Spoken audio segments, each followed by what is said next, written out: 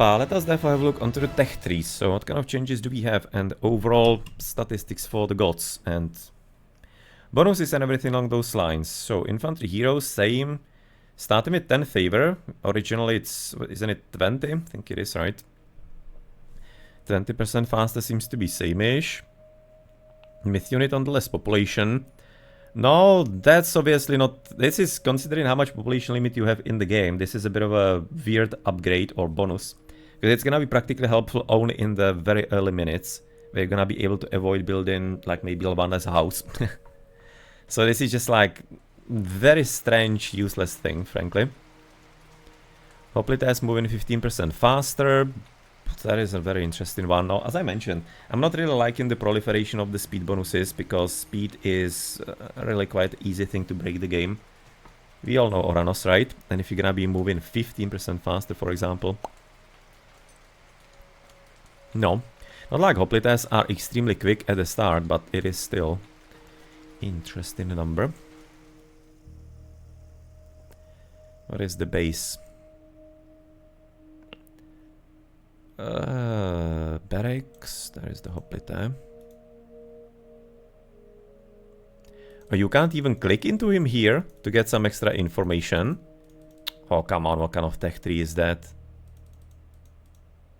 And on the tooltip you just get barely any kind of information. Really? So bad. But nonetheless, so therefore you're not gonna be able to check the things too properly here, I guess. Infantry bonus damage to buildings, cool. Standard, bolty therefore, and cannot be used against Son of Osiris and Nidhogg as far as I have noticed somewhere. Which is a bit disappointing. Olympian parentage. Sure, I guess. Same-ish. Same-ish, cheaper.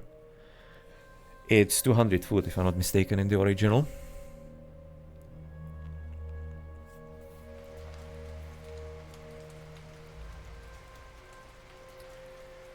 So, restoration, no, that seems to be quite a bit trashy from what I have seen. Basically barely healed even the Minotaurs and wasn't able to even out-heal TC damage. So restoration seems pretty much on the weak side.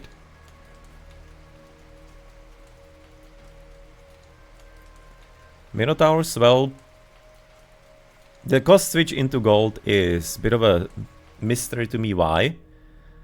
Because that's making them like seriously unthinking broken. Because it's very easy to afford them. Same as we have, for example, switched the Prometheans from gold into food. Just kind of like in the opposite direction. And now that's gonna be, of course, making things quite a bit more complicated to spam them. Because usually the food units are harder to get. So that's a random switches. Just like completely random switches. There's like no reasoning behind those changes overall. All across the board. I just don't see it. Just like they randomly took all the things, meshed them together, and something came out. That's my imagination of their thought process and design process for the game. It's like, don't get it, why they were doing it such a way. Oh well, I cannot do, as I mentioned multiple times, as they let on, they think Age of Mythology is a bad game. So that's why they of course did that. No, so we do have something that is not Age of Mythology, just kind of tries to be posing as such. Minotaur speed, that's of course an extra addition to original. The original was having, you were getting plenty hit points extra. I'm not sure if the speed was also there though. But the hit points were really enlarged quite a bit in the Auric as well. Kinda sucks I can't be seeing specifics there. Aegis shield 15%, I'm thinking that's somewhat similar. And Sarissa is going to be 1.5 to melee attack maximum range. And it's potentially gonna be making them more more active, more useful in fights. Because they're gonna be having an opportunity to kind of ignore some problematic pathing potentially. Now Centaurs look like trash without that special ability. Right now the new special ability being dodgeable and everything along those lines. So yeah, that's kinda sad. Sylvan lore. Range attack maximum range. Hit points plus 35% and plus 3 to charge range attack at maximum range. So therefore they don't add the 1.5 extra speed. and they're just gonna like increase the hit points. And no, well, they kinda need the speedo to be useful, I'm thinking. Especially when they made their special attack beat so bad. Spirity Chargers, speed for apparently even Centaurs, okay. And extra damage. Winged Messenger, yeah, it's gonna be... Not sure if they were having the extra speed, but not like it's anything too important. Upon with Underworld, Manticore is apparently kinda busted. It looks like currently.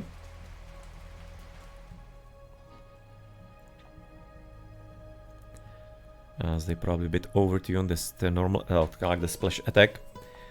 Oracle. Reveal enemy UI. What? Oh, what? Like unique units? No, that doesn't make sense. What is UI?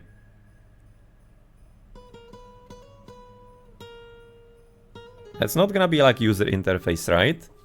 No, what does that mean?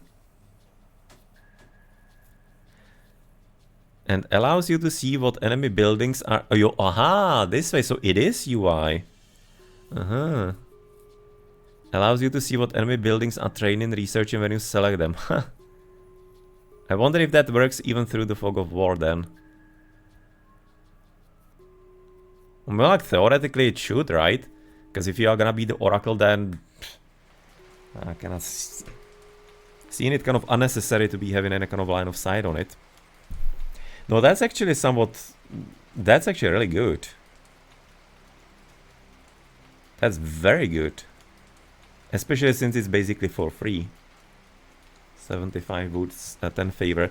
No, this is gonna be great. Because of course any kind of map hack like situation in the game is obviously great for strategy games. Temple of Healing, nearby units, sure. Classic Sunray. Projectiles fired by units with sunlight causing to inflict more damage and reveal their surroundings. Oh, wow. So you basically get in some flares from that.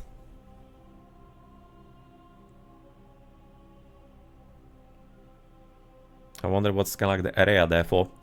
Because otherwise you already do have, of course, the range for them. So it's gonna be giving you few squares extra, I imagine. Or squares, whatever kind of units we have here. Anastroph. Pentaconter, he's having some special ability. There will critical strikes which slow the target and inflict extra damage. By the way, do Pentaconter still look like the hammer ships? Because otherwise that picture therefore is not gonna be too relevant if it is that way. I'm not entirely certain how they look. Charged melee attack action. Interesting. So, bronze, well, haven't entirely seen what kind of increase on the defense it is. But of course it works also on the myth units, which is a bit interesting addition. Hydras we have seen, so we're gonna be having to clock somewhere properly how quickly they are growing the heads. Chthonic Rites. Regeneration for Hydras and Skille. Okay. What is it? Hydra 2.5 to regeneration rate. Oh, what is regeneration rate? Like 2.5 hit points therefore per second. And again, is it active or passive? Is that still a distinction in the game as it is in the original? That is something very good to know. Dionysia 5%, sure. Same-ish. Half the cost though. It was 300 wood. And again, this is kind of what I'm talking about with the stupid decreases on the costs of the upgrades. Because at this point, at this kind of cost, it's practically like no choice. You're just gonna get it. Because it's good. But if you're gonna be having some higher cost, like the few hundred, like for example also Thracian horses being originally at 400 and whatnot, you have to be thinking about it a bit if you want to be adding it into your arsenal or not. Now you're just gonna don't. You're just gonna get the god, you get the upgrade, and there you go. Just removing the strategical diversity and decision making. Just making everything a lot more straightforward. I'm not entirely agreeing with that kind of direction. It reminds me, Aegis Shield, no, that's also half. That's also 300 wood. Favor seems to be... Well, I want to say it was 20 favor in the original game, but not sure. Saricide only 100, that was also like 200. No, they seemed like to have cut the costs into half. And therefore moving the price a lot more into favor. So therefore you're just gonna motivate it to be get in favor for practically everything. From more myth units, easier to get mythical upgrades or upgrades from the gods. And potentially the god powers, so it's quite a bit of a switch of how players probably should be thinking about the game. But maybe it's gonna be definitely relevant in team games. In 1v1s, you probably, especially with Russian strategies, you are not gonna be entirely that forced into it. You're gonna be still having probably enough power otherwise. But in team games, you're probably gonna have to play a lot differently, it feels to me. Thracian horses, no, cheaper.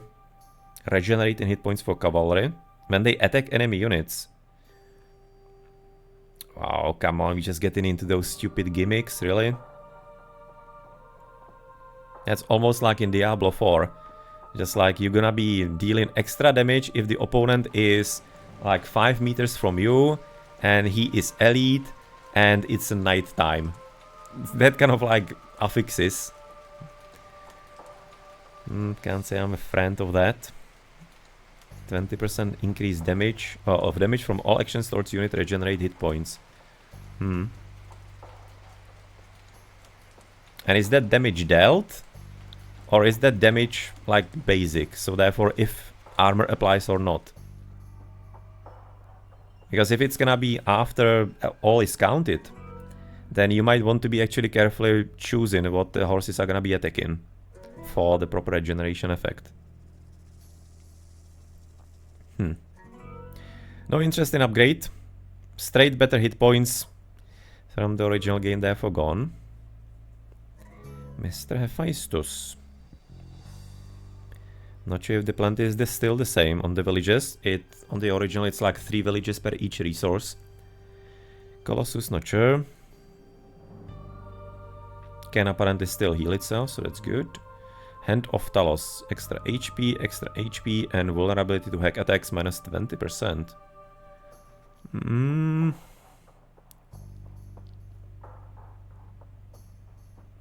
That's gonna be making them also quite a bit stronger against the heroes, by the way.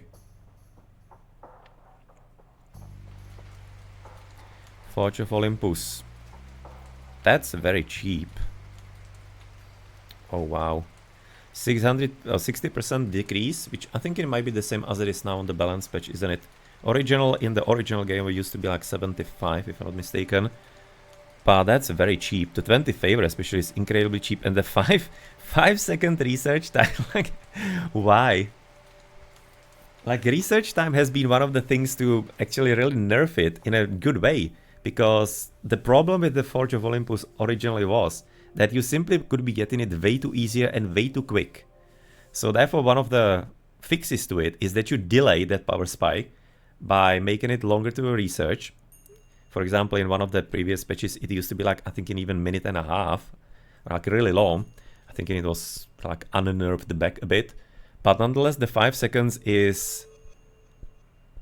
That is like, fast half is absolutely a strat because of that. That's, I'm thinking, I don't understand that, why it's 5 seconds. Why do you have 40 seconds for the Colossi, 50 seconds here, and this is 5?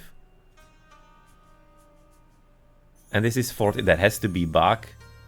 That's a 0 missing, isn't it? Don't tell me that's not a 0 missing.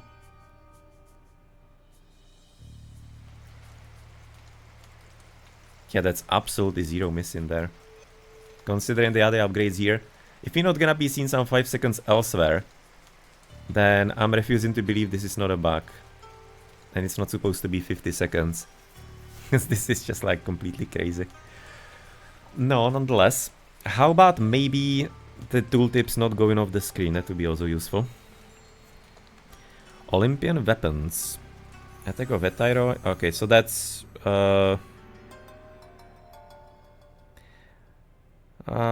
Weapons of the Titans, right? It's actually called in original game.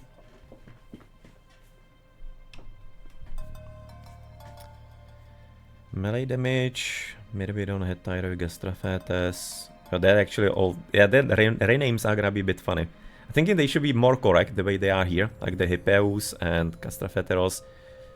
Probably gonna have to relearn, but it's gonna be taking a long time. It's too ingrained in my head.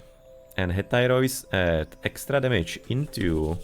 against Mythionates, Myrmidon as well. And I guess Gastrafetes is gonna be the same, it's just like below the screen.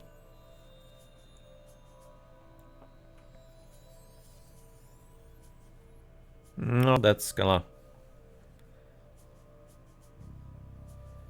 That's actually combined...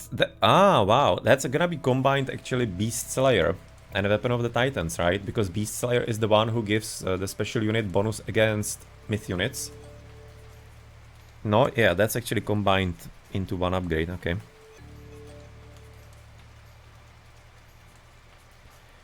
Lightning Storm for Hera, Medusa, sure, need to be seen how good she's going to be. Argive Patronage, so that's apparently instead of Athenian Wall. Causes your fortresses to periodically spawn Myrmidons for free. Well, that's, again... Yeah, I really don't like the free spawns. I think these are just like superbly stupid gimmicks. Kind of like typical modern mobile games. And I don't think they have any space and place really in real-time strategy games, proper ones. I don't really agree with that kind of way of things working. But you can definitely see where they are gonna be aiming with all the new gods and pantheons, right? You can just expect all kinds of stupidities coming up, as it was done in the other games. It's gonna be the same idea here. So brace yourself if you are not friend of mobile games, because you're gonna get quite a lot of it here. But yeah, Athenian Wall for some reason off. Like, that was a good upgrade actually. Face of the Gorgon.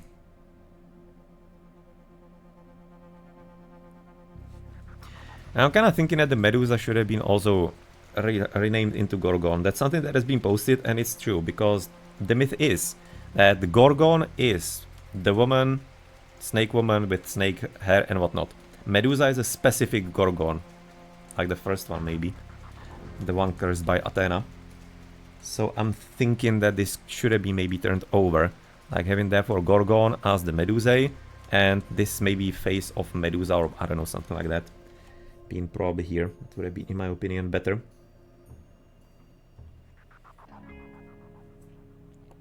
When they already went for some specifications here and there. But what does it do? More range, enter enemies to stone more often. That might be similar, not entirely certain right now what the original does, but it might be something similar. Adds 5 to ranged attack maximum range. Well, that's kind of nice improvement. Yeah, recharge time minus 25%. That's alright. No, and Monster's Rage, that's gonna be Myth units ranged. Attack rate of fire. Okay. And speed plus 15. So therefore that used to be adding hit points. So for example, Titan or hit points, was it? Maybe actually not. No, it definitely improved Titan. Probably not on hit points. The extra damage, it's gonna be the same. I think confusing it with something else. So the question is if it's gonna be working on the Titan still. If he's also still considered a myth unit or not. No, interesting things. And Hades, what do we have with you therefore? So 20% chance for the shades. That's what we have currently on the balance patch. Yeah, well, that's where it of course came from, the number, I'm guessing. Plenty of the things came from there. So you can therefore tell who already had earlier access to the game, of course, and therefore knowing why they are playing so well, so quickly. Make your own ends and conclusions on that. Myth units 20% hit points, that's actually fairly huge. But maybe more for the later stages of the game, not for the rush too much. On the rush, Zeus is gonna be much better. For the Minotaurs, for example. Ranged fortifications, better range. No, that was definitely felt in some of the games I've played. Ranged soldiers and heroes plus 1 range. So you're gonna be practically removing the bonus for the archers and replacing it onto... Oh no, range soldiers into range. So removing attack in... No, but well...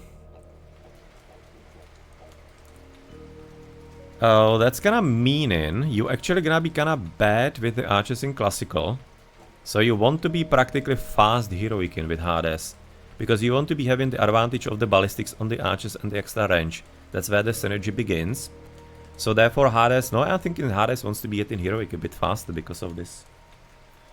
Because otherwise with the ballistics and the moving units, if you're gonna be microing well as an opponent, then you can probably frustrate him a lot. So I'm thinking that Hades might be wanting to really kind of jump the second H a bit. Burning Pitch instantly is also kind of bit strong, frankly. Burning Pitch is not a bad upgrade. And it used to be also kind of expensive. Where do we have Burning Pitch? His armory.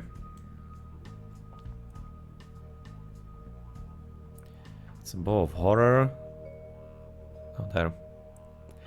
Kinda hard getting used to new icons here. Like 500 wood, 300 gold.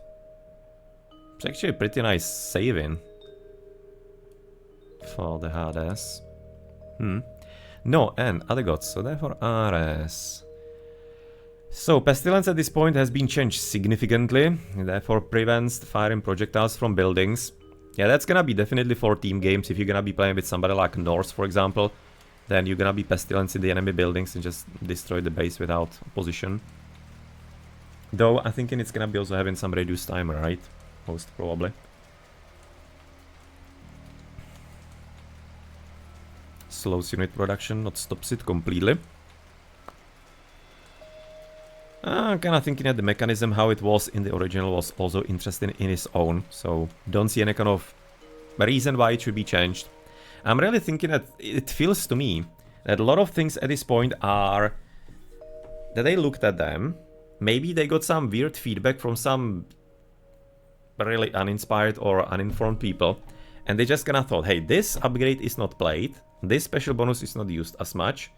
So therefore, let's completely change it. And they didn't put any kind of thought into the fact if maybe the players aren't playing the game wrong. Because they very much are, experts included. I'm saying it all the time and it is true. People are playing this game wrong for years. And typically, for example, Pestilence is not a bad god power at all. It is a great one. Just people suck ass at using it. They just don't understand how it works and how you should be using it. They, for example, can't even process in their mind that it stops the building production at 99%, so therefore you don't cast it immediately, but you are gonna be, for example, letting the dogs go the 10 extra seconds, and then you cast it, not to be removing your timer. Like, even that simple thing people are not capable of doing. So, on what kind of opinion are you changing and that so massively? And that's kind of like problem with a lot of things in the game. That people are just like way too set in their specific ways. And because it's enough in that little sandbox that we have here, then they just gonna believe that is the best way it can be played. No, well, no. It's just not true. And now we just unfortunately gonna be having, instead of exploring proper gameplay with new players, then we just gonna be completely throwing it up in the air and just like, unfortunately not having the chance to see it, how it could be playing out properly. Which is a huge shame in my opinion. But, well, whatever the case. Cyclopes. Harass enemy units at other enemy units or buildings. Yeah, and you supposedly are also choosing where to throw them, right? Haven't gotten to use them. Kinda cheaper. 175 food here. Fabulous Spear of Panic, that's gonna be... Those actually aren't, I think, too hard to get and too expensive even in the original, those upgrades from RS. Hoplites, Militia, and Prodromoi. So, yeah, okay, so they basically, every unit that is gonna be having the specific type of weapon is gonna be getting that upgrade. I'm not really against that. That's not a bad thought. To be making it a bit more consistent. I wouldn't be saying that Prodromos needs help. That's kind of like the other part. Militia, sure, but Prodromos is fine in his role in my opinion. But whatever, 1 damage is not gonna be really breaking anything. Because they're still only useful against cavalry, so... Will of Kronos, Cyclops at 2 to throw a damage area and 2 to melee attack damage area. Yeah, so with the original, it basically doubled crush damage. Thinking it was the only upgrade and the only change it actually made.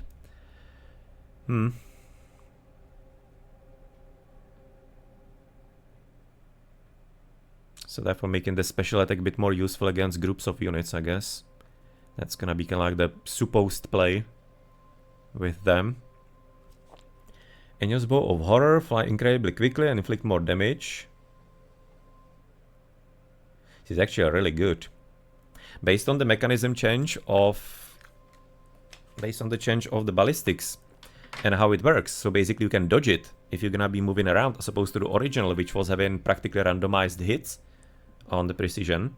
First was like usually, it wasn't always the same for all units, but usually was first like 50% hit percentage, second hit on the same target 75, and third one plus was 100%.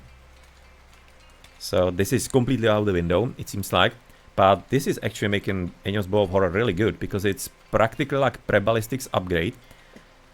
So if you want to be fighting Classical Age with archers with Hades, you probably want to be getting there for RS.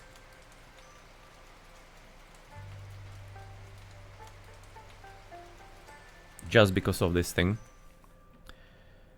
Because you're not gonna be able to dodge it too well, probably. And range attack damage type also extra on top of it. This is really nice. It's gonna be losing its power, I'm thinking, with ballistics a lot.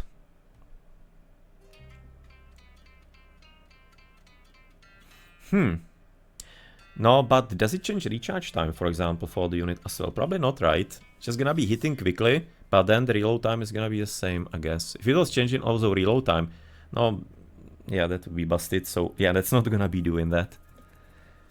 And Deimos Sword of Horror. Hypaspis, no, and Hypaspis enabled in Classical Age. Usually if you're gonna be having in other Age of games, unit allowed Age sooner, it is a nightmare to balance. Be it Age of Empires 2, be it Age of Empires 4, it's usually not a great idea. So, considering the upgrade is also pretty cheap, the 40-second improve time is something that's gonna be moving it at least a bit more forward in time towards the heroic, but it is something that's gonna be enabling you to stay in the Classical Age. So definitely, if you want to be classical fighting with Hades, it's actually making him very viable. Because practically lethal ballistics, then you get Hypaspis, which is one of the more important parts for Greek in the heroic age. Yeah, this is actually making him pretty playable, I'm thinking, Hades in classical. That looks like some variant. Aphrodite. Can be getting the bigger picture, so maybe I can click on that and get the art properly shown.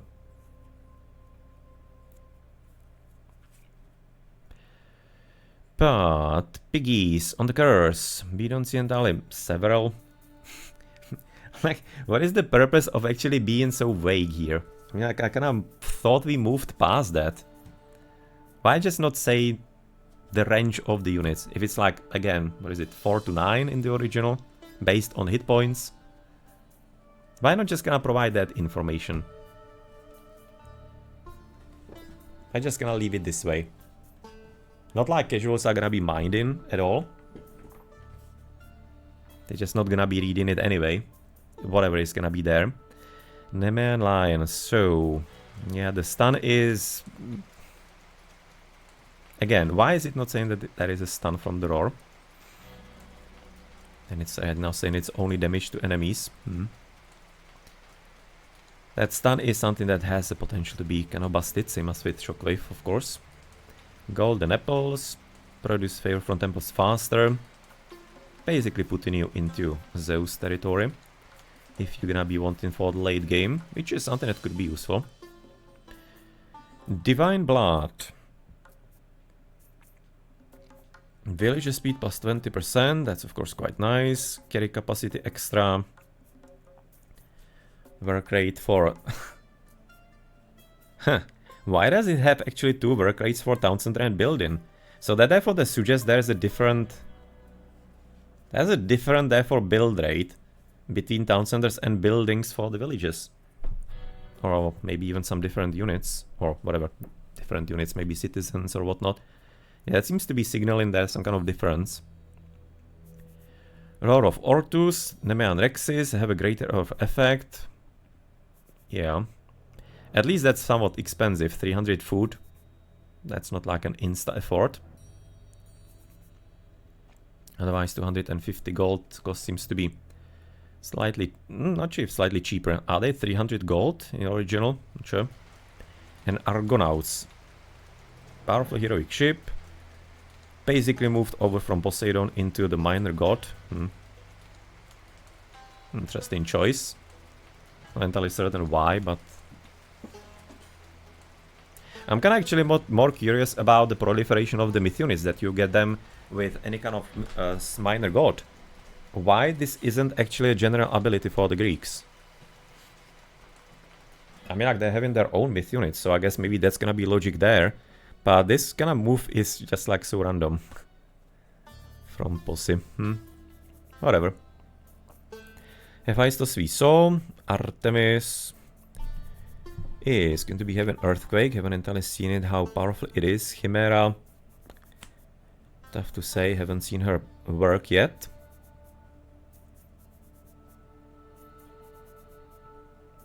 Damage over time.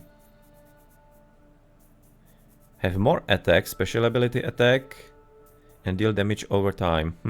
Unfortunately, we don't see all the information here. Ah, there we go. Charge range attack damage 40%, and that's gonna be some kind of poison damage, therefore, I guess, from the Cobra, or what is it? Something like Scorpion Man, probably, I would be assuming. Then, Shafts of Plague. Artemis sends you ranged soldiers, Shafts of Plague, blah blah blah, causing them to poison enemies. So it's not gonna be just like a straight increased damage, but actually an effect. Divine damage, so therefore, yeah, that's the one they introduced that doesn't get reduced by anything. 0.25 for 6 seconds. So you want to be telling me that they're gonna be doing that for what? Times, that's gonna be there for 4, like 1.5 damage then? And that's supposed to be superb.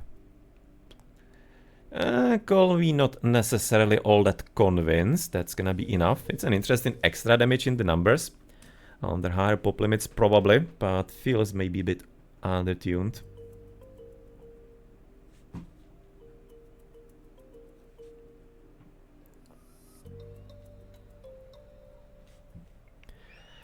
No, and Beast Slayer, actually Beast Slayer is there for, so Beast Slayer is moved away from Hephaestus and it's gonna be moved into, right now, Artemis.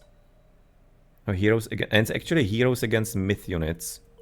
So yeah, so that's like a bit of a different variant. So still, Olympian weapons are a combination of original Beast Slayer and Weapon of the Titans.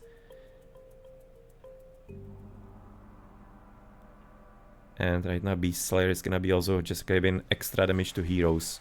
No,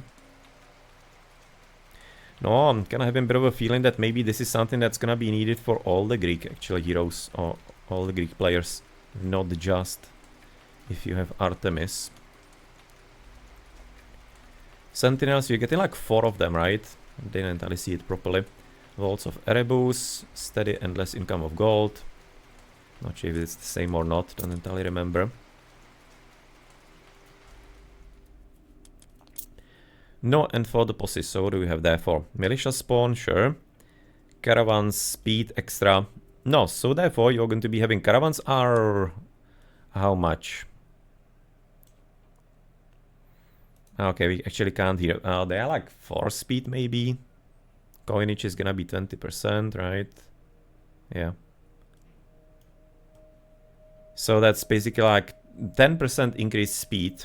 So that's almost like half of coinage, and therefore half of channels or empowerment. So that's almost like an empowered trade, therefore for Poseidon. Probably in team games you're gonna be wanting to go for classical trade, therefore with Posse. Myth units increase speed 0.4. It's actually fairly good. 0.4 for plenty of myth units is gonna be fairly important, because decent amount of them are not entirely as quick. Like typically, for example, Hydras are gonna be nice.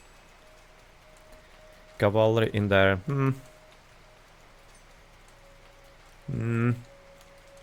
So we are doing away with the discount on the stables and the horsemen.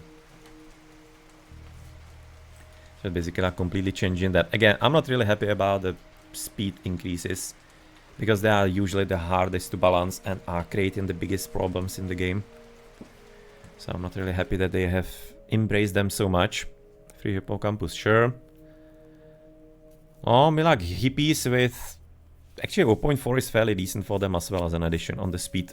It's kind of making them really decent markets. And that's gonna be bringing them on the level of like raiders, right?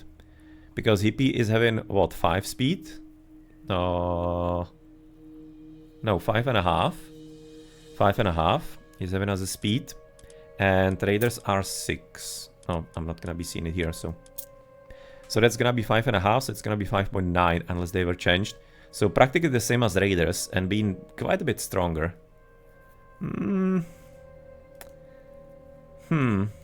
Again, bit of a reason to stay in the classical and focus on that. It's kind of like a bit of a theme, it feels like, for the Greeks. That they play into them staying in the classical. They already are doing it naturally in the original game, and now they're kind of more playing into that. Not sure what to feel about it. Markets and stables cheaper, at least the stables are cheaper, therefore, not the cavalry itself. And market exchange rates improved by 50. Yeah, this is... With the classical, I'm thinking this is gonna be broken, this combination. I'm thinking this is gonna be leading into some nonsensical strats with the market. Again, just gonna look at AoE2, what's going on there with classical markets. Just like, it's an easy fix to, not even like broken economy, but simply out of nowhere to go into the next age very quickly. You're just gonna get plenty villages on gold, have a short burst, and you can just like immediately get heroic age, for example. That's something that's definitely gonna happen here as well. With the classic market. I'm thinking it's one of the bigger mistakes they have made with their bigger changes. I'm thinking it's waiting to rear its head, and when players realize what bonus it actually is for them. Otherwise, lure, target location works as a... Thinking it spawns chickens,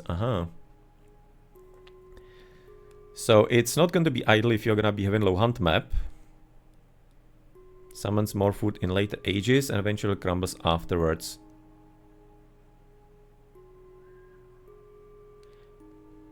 So you therefore cast it in the archaic age. You get the maximum there. And then you get more in classical, heroic and mythic like extra. That's how it's gonna be working. And after that it's gonna be dying. And you can drop off food there, which is kinda nice, I guess. Gonna be probably therefore want to cast it on something like on chickens and berries, probably. You're gonna be wanting to cast it to avoid having to cast one. This would have been actually really great, therefore, bonus if we were having maps that were having low hunt. Because so far it seems like that probably hunt is gonna be a bit higher on maps. Okay, like easier accessible, resources are closer to you, at least the starting ones. But I would be very much about maps, and I want maps that, for example, have no hunt at all. Because that would be completely changing the gameplay, and players would be having to adapt. And for example, lure would be really nice on that. Lore of the horses, that will be LOS and regeneration rate. I mean, like the LOS is already fairly decent. It's kind of like maybe laughed at a lot, but again, line of sight is very important in real-time strategies with Fog of War. And considering how cheap it is, it's a good investment. And therefore regeneration rate. Now, if it's gonna be half per second, and again, if it's gonna be even, for example, during fights, it's kinda nice. How much is it during a minute? Therefore, 30 hit points per minute. That's very good. That is very good, because you have to be imagining how you use the cavalry. This is something like the Georgians in Age of Empires 2, with the regeneration of the cavalry, which is still not entirely fully embraced by the players there, but they are getting to it. And you usually gonna be with the horses raiding a lot. And therefore, during that raid, if it's gonna be still healing half to regeneration, then what's gonna happen is that you're gonna be healing practically in between the raids. And well, with how kind of large the maps are and whatnot, you're gonna be usually spending like a bit of raiding, 5 seconds raiding, and then you're gonna be running 20 seconds around. So you're gonna be actually healing a lot. This might seem small, but this might be really good. That regeneration rate, if it is working as I'm thinking it might be. Egyptian? Oh, come on, you're really not gonna be showing me the details in there? Okay. No Egyptians then, so we can see that elsewhere, I'm assuming. Your villages get it the fastest, so I guess that's gonna be similar effect. I wonder if maybe it's still having the hidden wood bonus as the original rain. Or if they've not introduced that. Skin of the Rhino, oh well, classic. Classic good upgrade. No, looking at all the actual upgrades, the Forge of Olympus has to be a mistake at that 5 seconds there. There has to be a 0 missing. Okay, so Bastet. Improving abilities of your myth units and increasing the rate at which your monuments generate favor. So same-ish. Sand Vortex. Well, nothing entirely too new here either. Sacred Katos. Okay. Farms, huntable, herdable. It's actually for all of them. Isn't it in the original only farms? At this point I'm not 100%. I almost want to be saying that yeah, but not sure. Well, that's definitely making this upgrade fairly a must very soon. So therefore you're gonna be having to play very quickly into Monument. You have to be getting Archaic Monument for sure. To be able to afford cats. Because at this point that's practically like hunting dogs for Egyptian.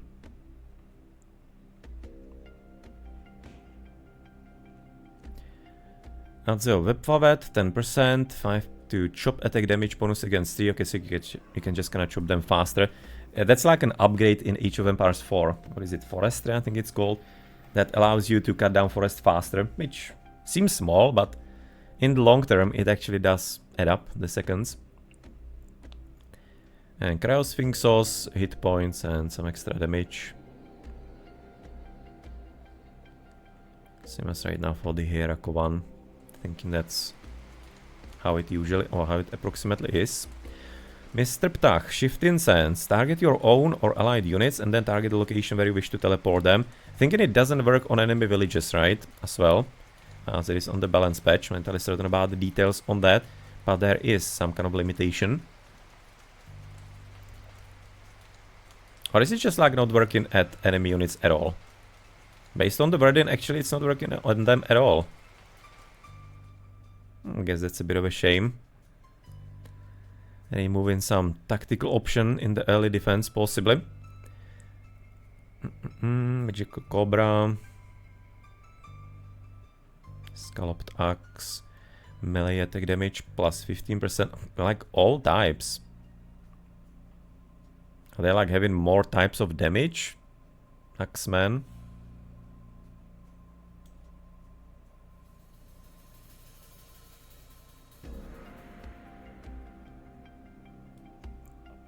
Probably not gonna be again able to see it here, right? Only good against other infantry. Now in the original game that's not necessarily true too much. Because the high melee resistance is actually making them somewhat solid, even against, for example, cavalry. At least they don't die quickly at all. So they can kind of stand their ground at least a bit. A leather frame shield. Also, if you look at all the images here, I'm not really a fan of that. It was already in the first showcase of the user interface and the choosing of the gods. I'm not really liking the mobile icons too much. Like, there's not much of a purpose in it. It's like flashy for no reason. And just kind of really giving it just like way too cheap and mobile look for. Again, not much of a gain at all. So Spearman, sure, Electrum Bullets, Classic, Shadow is gonna be gold cost minus 50% of build time. Yeah, not much of a change here. For Mr. Sobek, that has apparently sidelined Hathor then. getting her Locust Swarm. Villages, farms, fishing ships, and livestock. Livestock? That used to be immune. Right? I think in the original. No, it's usually gonna cast when the livestock is already eaten, so I'm not entirely certain.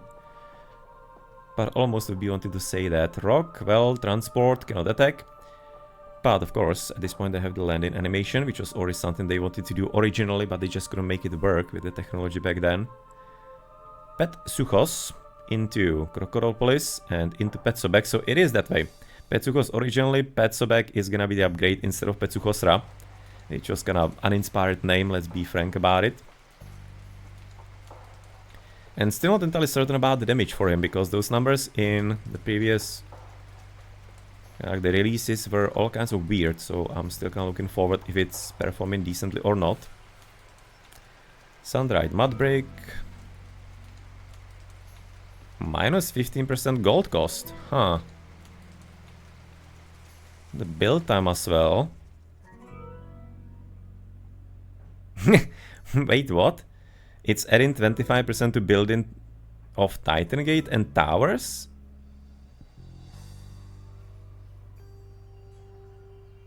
That's supposed to be... Wait, what? Oh, that's gonna be kind of like nullifying the effect of the previous... Yeah, so basically they just did it. All build time is gonna be lower, but it's not working on towers and Titan Gates. That's how it's... That's what it's supposed to be meaning. Oh, well... Only logical, especially Titan Gates are not gonna be faster. For the towers... yeah. Later game Egyptian tower spam is a bit annoying, so I guess. Dark water.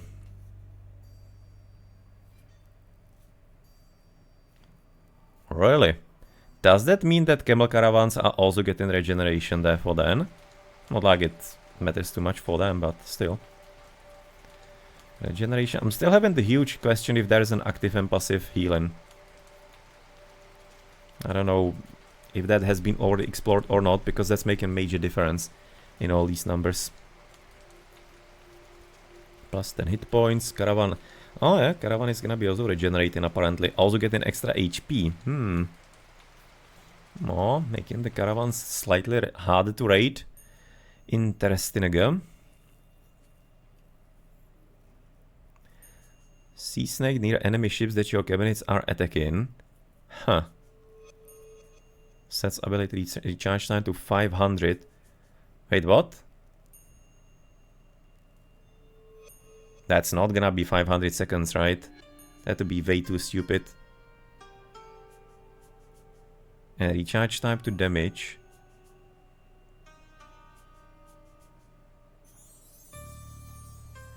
Okay, I don't understand that.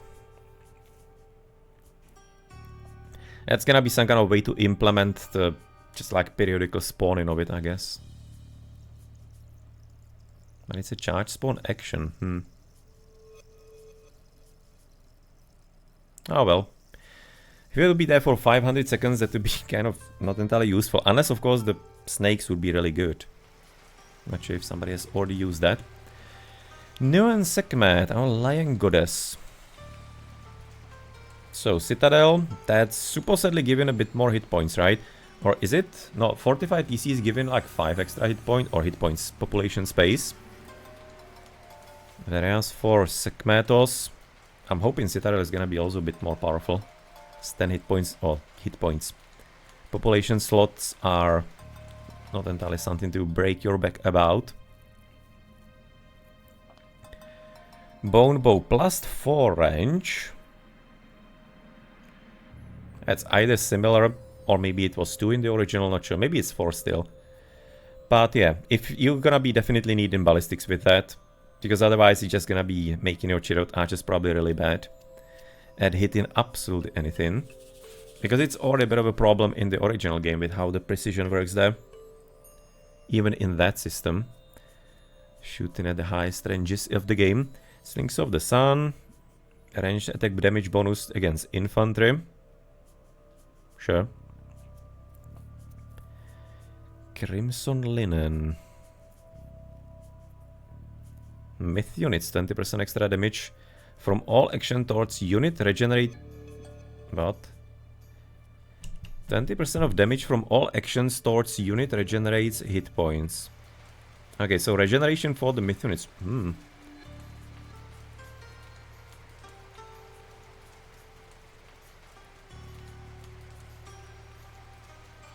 Huh. No. I can already smell some combinations with Avengers, for example, on that. Because they will be healing a lot, because it's all actions.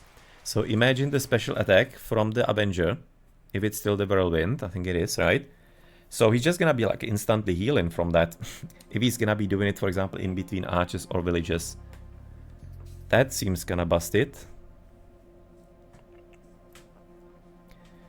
60% of damage from all actions towards unit regenerate hit points. No, well, Scrap is gonna be having some, actually even a higher resistance, or a higher resistance recharge.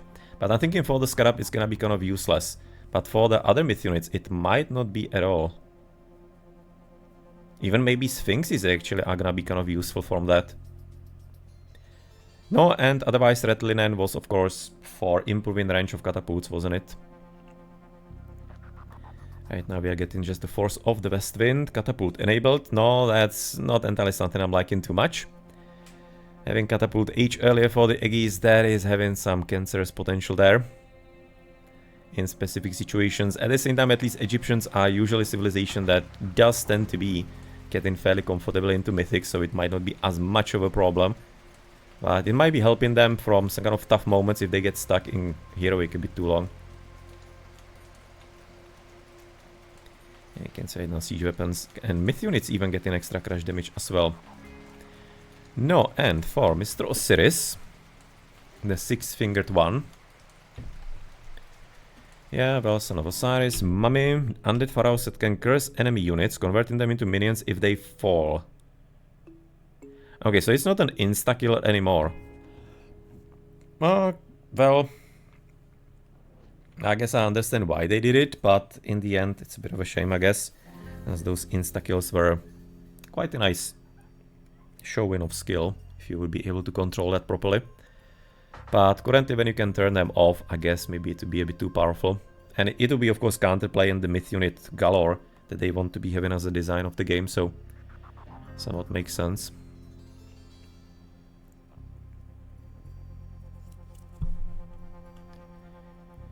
Desert Wind, Camels, hit point, speed, melee damage. Okay. New Kingdom. You're gonna be getting 2 pharaohs instead of 1. But kinda like considering we are having the multiple Son of Osirises, you're gonna be getting... I wonder if you're gonna be getting actually recharges. New pharaohs even without this. Now you have to be. Because otherwise you'll be still limited to only 2 Sons of Osiris. So you probably have to be getting like automatic 2. Maybe with this you're gonna be always having 1 extra, not sure. If it's like not entirely sufficiently worth it. A Death Crown and Mummy hit points, range attack damage and lifespan. It's interesting, like term lifespan instead of hit points. Oh, that's actually for the minion, sorry. Okay. So that making much better sense.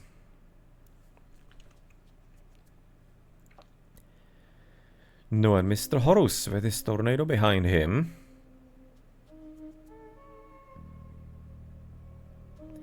Not sure how much it has been changed yet.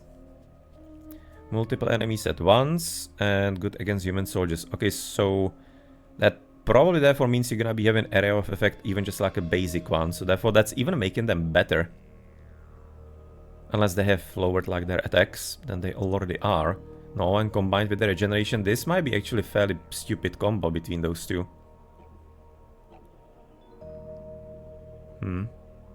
But of course you have a bit of a problem with the favor gathering with Egyptians. But you, I guess in general, gonna be motivated to make monuments a bit faster than otherwise. Axe of Vengeance.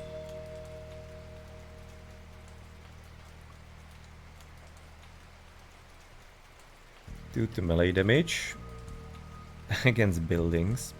For every 1% HP missing, modify damage by 0.5%. So it's practically the same as Ulfsarks, or the Berserks here. That's also kind of like very strange mechanism to be having in the game. It's gonna be thrown into air, possibly some appreciations of the fights. Because you're gonna be kind of thinking that you are winning a fight against the Ulfsarks, for example. No, and suddenly you're gonna be getting murdered because they're gonna be, of course, getting increased attack at the end. Speed of Horus, that's gonna be melee damage, and bonus versus cavalry extra. And something else, I guess. Because we don't entirely see all of it, unfortunately. And greatest of the 50, that's gonna be infantry hit points and infantry speed. No, especially this, I mean, like 30% hit points is no mean thing. It's actually fairly useful. So, still gonna be a good upgrade, I guess. And therefore, let's have a look on Isis. As she's gonna be having Flood of Denial, 1 Foot Trickle, Classicos, and for the other gods, therefore for Anubis. So, we're gonna be having Plague of Serpents. Rise from the ground, see, protect the area from your enemies. I think you are getting a bit more of them, right, this time around. I'm entirely certain what are their maluses again. We would have to be seeing it used. As far as, for example, against the villages. Because on the original game they have like minus 90% damage against wills. They don't do anything there at all. Anubite, not sure what is the recharge for his special jump. Feet of the Jackal.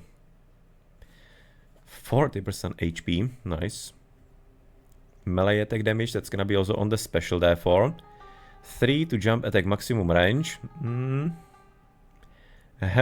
Depends what the basic one is.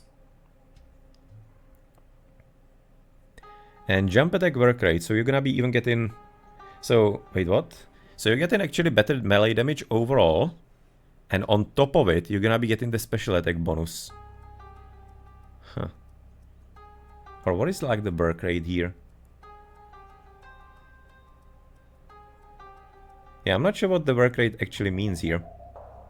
If it's gonna be meaning you're gonna be lower in the recharge. Probably.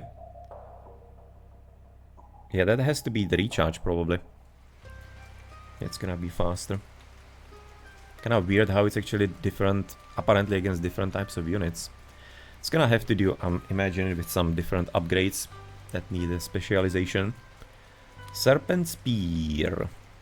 Okay, so again, poison damage. 0.13 over 6 seconds. So that's gonna be there for... At those 6 seconds, you are just doing some... What is it? 0.78. So you're just doing 1 extra damage. Really?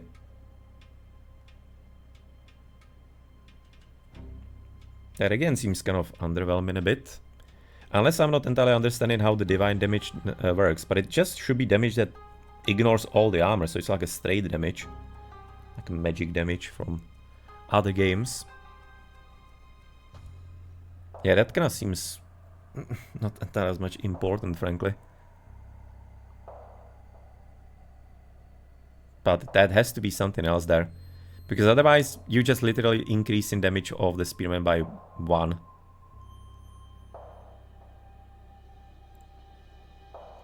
So there has to be something different. If it's maybe like the 0.13 isn't per second, that's maybe what I could be imagining being the case. Maybe. Necropolis. So, altogether work rate for favor plus 25%. Okay, so faster favor there. Nephthys. Okay, Unseas, but I'm thinking they are having different timing, aren't they? I'm not entirely certain how much. Poison, sure. Funeral rites. Resources return on death. Okay, so with warriors, actually all warriors.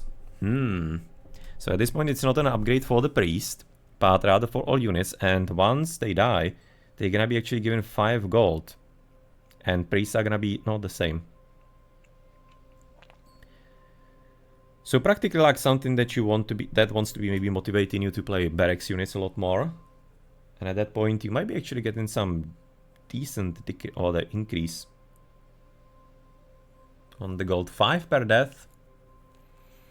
What are you having? In normal game, if you're gonna be going barracks units, you are having like 200 units dead in 20-minute game. Of that, maybe 20-30 villages, like 170. So gonna be getting some 900 maybe gold from the units. Ace is gonna be also in the heroic age, so provided you would have to be skipping kind of the classical age. So maybe gonna be looking at 500, 600 gold from that actually in a normal game. Is that a lot or not? You pay 100 here. 14 games, definitely nice. 1v1s, somewhat situational probably. Spirit of Maat, heal work rate for 100% and gold cost 30, sure. Nepti. Increases priest and pharaoh damage against myth units. 1 to all actions, okay, for priest, pharaoh the same. And pharaoh from New Kingdom is gonna be also the same idea. And hey, arrow shiny. No, I'm kind of thinking they need to do that, because if I'm not mistaken, the base units have been quite a bit nerfed as far as the damage against myth units.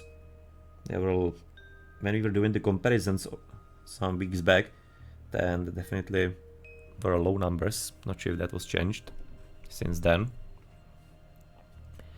And funeral barge, that will be there for spawn 1 Leviathan upon death with 10% chance. Oof. Yeah, that's not that great. As in for the opponent, this is actually something that might be not too neat.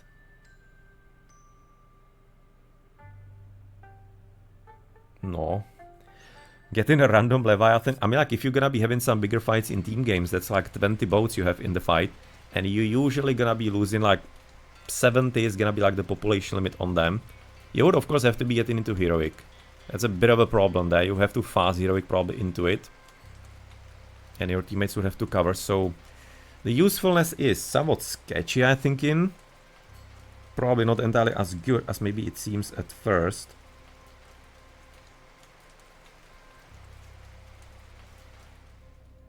But overall, not entirely liking those free spawning mechanisms too much, to be honest. No, I missed the Thoth. So Meteor, strong against buildings, moderately effective against units. Guess the same. Phoenix. Can only be attacked by ranged units. Can rehatch from an egg if killed. Sure. But would be liking to see, of course, the statistics, and therefore, if they are still the interest in building destroyers as in the original. Valley of the Kings. Okay, so at this point that's gonna be instead of faster production from Migdol, you just get in the free spawns again. Or what is it? Thoth teaches secrets that causes barracks and Migdol strongholds to spawn additional units when empowered. Okay. Rate for double train chance to 1. So you're getting double the units. That kind of mechanism they actually add in here. Who is having... Yeah, that's Ra, right? Who's having the monuments extra. And therefore increasing the empowerment, so it's kind of logical that it's not gonna be with him, because that would be definitely broken.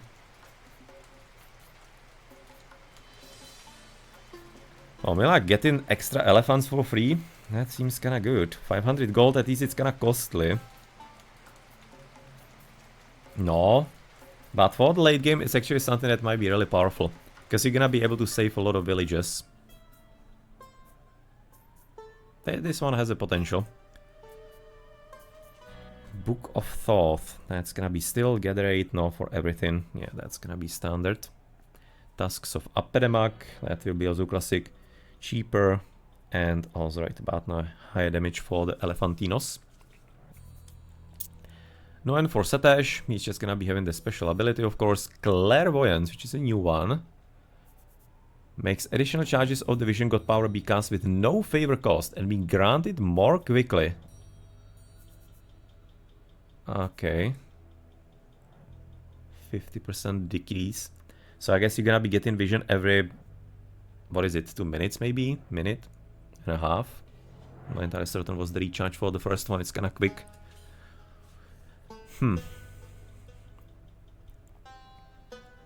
I guess that's gonna be...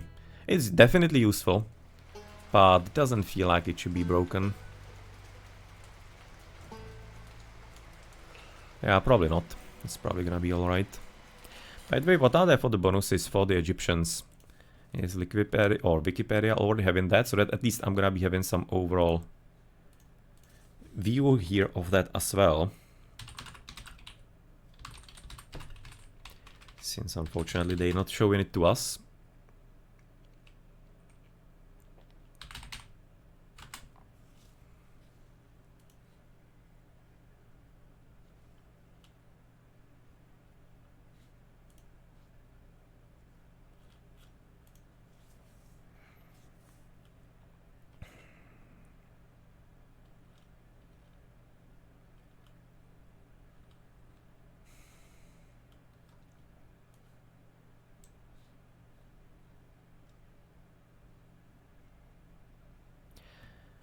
No, but it doesn't seem like that we have actually the updated numbers here yet on Wikipedia. So that's not too helpful.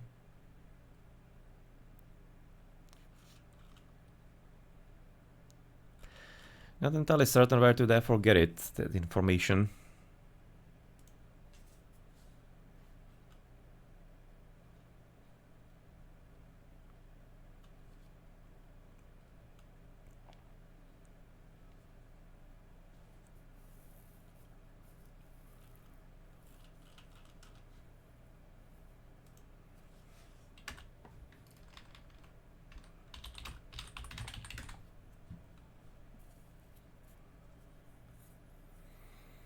Good bonuses, good bonuses. Can I find it somewhere?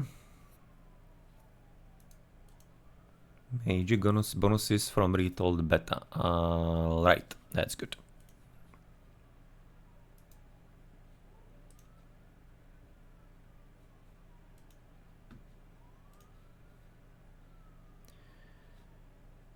Not this, but rather this. So that we can be having it actually all information in one place. So for the otherwise we're gonna be having Skin of the Rhino, we know, increases hack and pierce armor flavors, sure. Priest can empower 75%, that's the same. 54 other aspects. That seems to be... That's... I can actually be wondering if the 50% for all other aspects is also the same. Maybe. But otherwise, plus 20% Camel Rider, Chariot Arch and Elephant damage. That is actually fairly nice increase, of course, still. And Monuments cost minus 25% and have 20% more hit points, considering that's of course tied to the extra empowerment in there. Making sense for the combo. It's gonna be really powerful though. You need to be of course having the Pharaoh, and therefore that also practically means that for the late game you always have to be going for Son of Osiris, or rather for Osiris, because you're gonna be wanting to be having the second Pharaoh doing the same, right? And twice. Thinking that's gonna be probably almost like assuring one path. The Horus might not be entirely all that popular with Ra because of that. Monuments empower nearby buildings. 20 range is kinda like not high though. For example, 20 range, that's something like a what? Arcus range, for example. So it's not entirely too huge. It's like half the screen, approximately. No, but if you're gonna be careful with your base building, that can do a lot. I'm thinking it's gonna be really interesting for... Oh, well, for any kind of military buildings if you build them well. But yeah. I'm definitely feeling quite a potential for very much nonsense with towers. You're just gonna be building the classic 10 towers on some kind of battlefield. You're gonna be building monument into the middle and empower with Pharaoh. And suddenly you are gonna be having 100% extra damage. So instead of 10 towers, you're gonna be basically dealing with 20. That's something I'm very much afraid of. That probably will be very broken. So I'm maybe expecting that might have to be somewhat tempered. For the Isis, we are therefore going to be Monument shield against god powers, 20 range, 40 when empowered. Yeah, this is also quite a bit reduced, because in the original game it's practically the 40. In original game you are having bigger than a screen, and 20 against like half the screen. So basically empowered is bringing it to original shape. Which, at this point, since you are Isis, you're gonna be only one pharaoh. No priest, of course, to help with. I'm thinking it's actually making the monuments fairly useless, that ability. You know, it's gonna be like a Dryad 3. It's not really too good at all. I'm thinking this is a bit over-nerfed, but at the same time I can understand why they're doing it, because in a game where you want to be promoting multi-god powers, you don't want to be having somebody blocking them. So that's why, unfortunately, that fell prey to it, or victim to it. Empowered monuments heal nearby units, 20 range, and generate favor 100% faster. Again, since you're having only one pharaoh, again, 100% depends if you have active and passive healing rate or not. If it's gonna be only one healing rate, it might be really broken in kind of like pushing forward with pharaoh and monument. Might be somewhat interesting that way. Cheaper upgrades, that's kinda good. Cheaper obelisks, and provides 0.33% hit points extra to human soldiers. That's a bit random. Oh, but upgrades now. Does that mean like every single upgrade that, for example, if you get hand axe, it's gonna be there for improving soldier hit points, or is it like only human soldier hit points? Or kind of like upgrades? Not sure if this is right now properly posted here, but I'm gonna be believing that it is. Who was posting it? T-, thank you for that. No, and of course we are losing the extra population limit that Isis was originally having. For Setash, we are going to be having there for the clairvoyance we have seen, decreasing the cost of vision. Pharaohs can summon animals offset, so that's staying the same apparently. Maybe some changes, I'm not sure. But priests can convert wild animals, but converted animals lose 25% food, so it is still the same. Speed plus 5%. Again, not happy about the speed increases too much. Hopefully it's not gonna be too busted. 5% is kind of like on the threshold there. Barracks, siege works, and migdols cost minus 25% gold. Okay. Normosh, I guess, and monuments reduce the cost of units in nearby barracks and migdol strongholds by 5%. Yeah, so that's kind of like the red mist that we were kind of guessing what it is, so we were kind of correct. It's gonna be also tied to the monuments. And we don't have the range here. I guess it's gonna be again 20, because that's for all the other things as well. Barracks and migdol, so therefore no temple. Yeah, it seems to be fitting. And no siege workshop as well, or rather either. That's something that's gonna be adding up over time. No, and these are gonna be there for the Egyptian changes. So at this point, time to go back to right now the Norse and see their changes and what they have done with those as far as the upgrades. So Mr. Thor, dwarves instead of gatherers, standard, costing minus 10 gold, sure. And gather food wood faster, yeah, that's also kind of normal. Dwarven armory can be built and research upgrades in any age. Yeah, well, that's what we have currently in balance patch. And receiving a free dwarf for each dwarven armory upgrade research. Yeah, I'm kind of still somewhat skeptical about this upgrade. About this, because like the biggest use of that would be very early in the game. But in 1v1 you probably don't want to be getting them too early. As in like in the first 6-7 minutes or whatever. Because the expenditure is gonna be high on the upgrades. You're rather gonna be maybe wanting the units there. Probably want to be raiding a bit more than like sitting in your base. You theoretically can be playing some defensive Thor. Probably in team games it might be viable. In 1v1s I'm not entirely convinced yet that it's gonna be that helpful.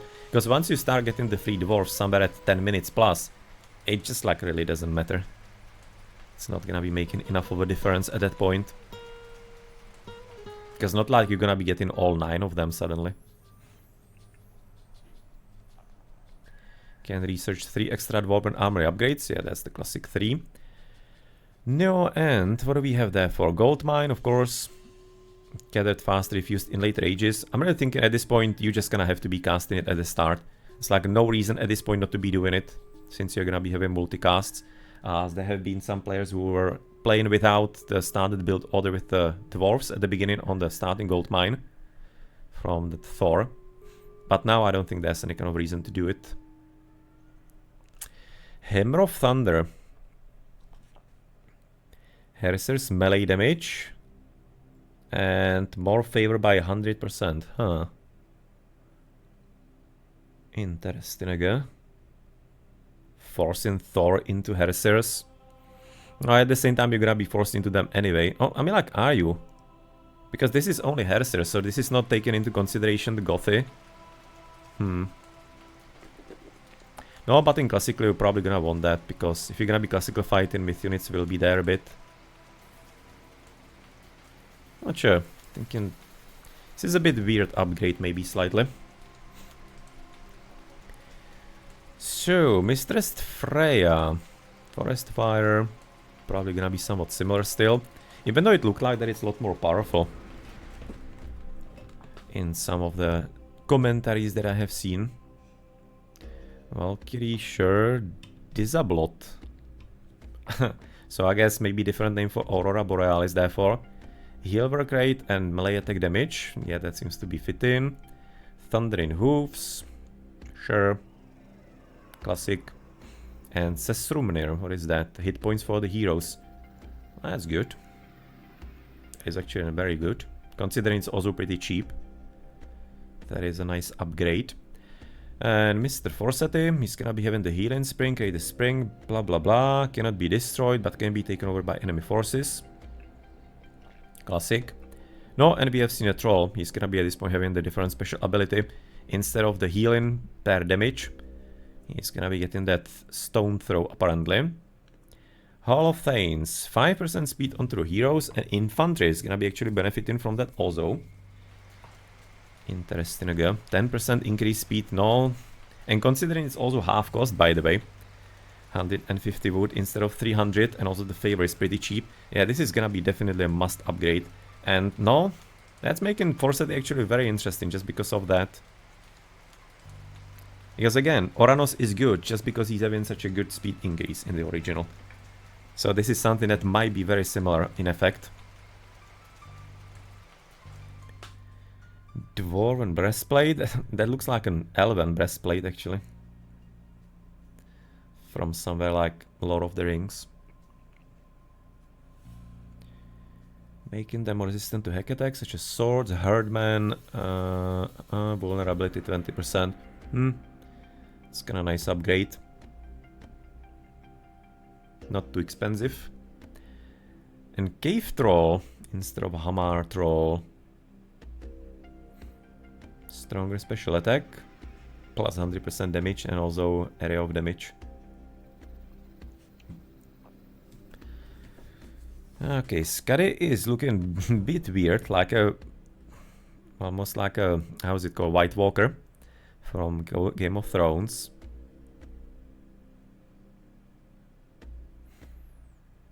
Thinking probably some shorter timing, right? For the Frost is there. Frost Giant. Okay, guess classic, rhyme into Therm Frost Giants. Why is actually right about now still this Frost Giant, and why the Mountain Giants are turned to Jotuns? Aren't they supposed to be all Jotuns therefore? Because Jotun is a giant. Not like a specific version of it. So why is this not like Frost Jotun, or I don't know, they're gonna be having some specific word probably for it. For like the Frost ones. Strange. Hit points, melee attack damage, ability recharge time, sure. Hunter's Axe. 1 range and always hitting. Wow, track rate into 99, really? No, that's basically like a ballistics there. But maybe even better actually, because I'm not sure if ballistics are like 100%. damage. For the buildings, I think they are, but not sure if normal archers as well. But I'm gonna hope that yes, because otherwise this would be making throwing axemen really busted.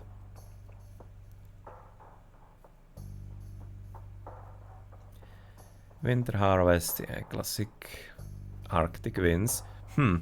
Apparently moved from Heimdall into Skadi. Thematically, I guess.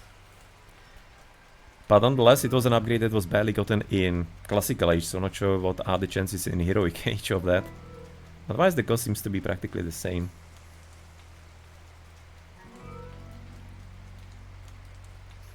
But it's gonna be a bit different. And it's gonna be therefore on Drakars, so that means hammer ships.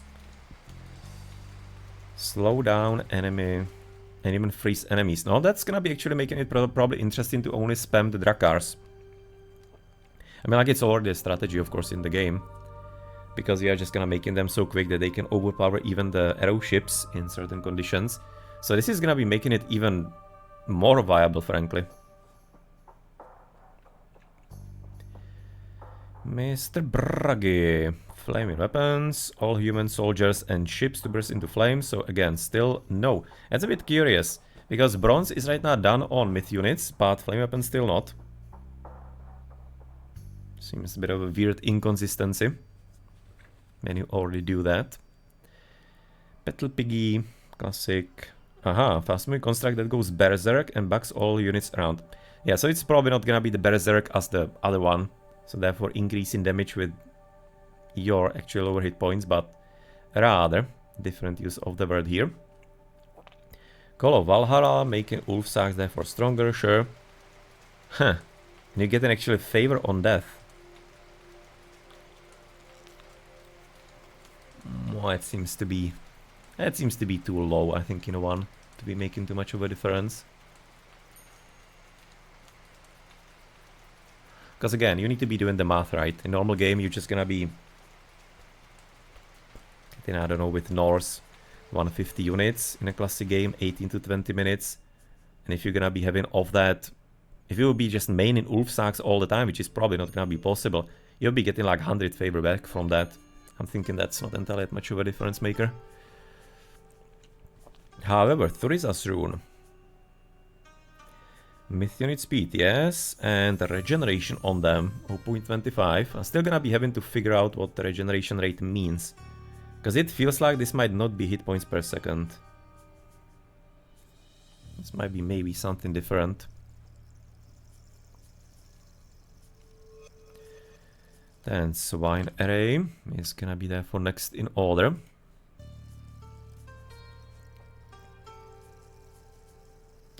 Huh, and it's gonna be switching from Ulfsaks into Herdman. And bonus against Cavalry, practically.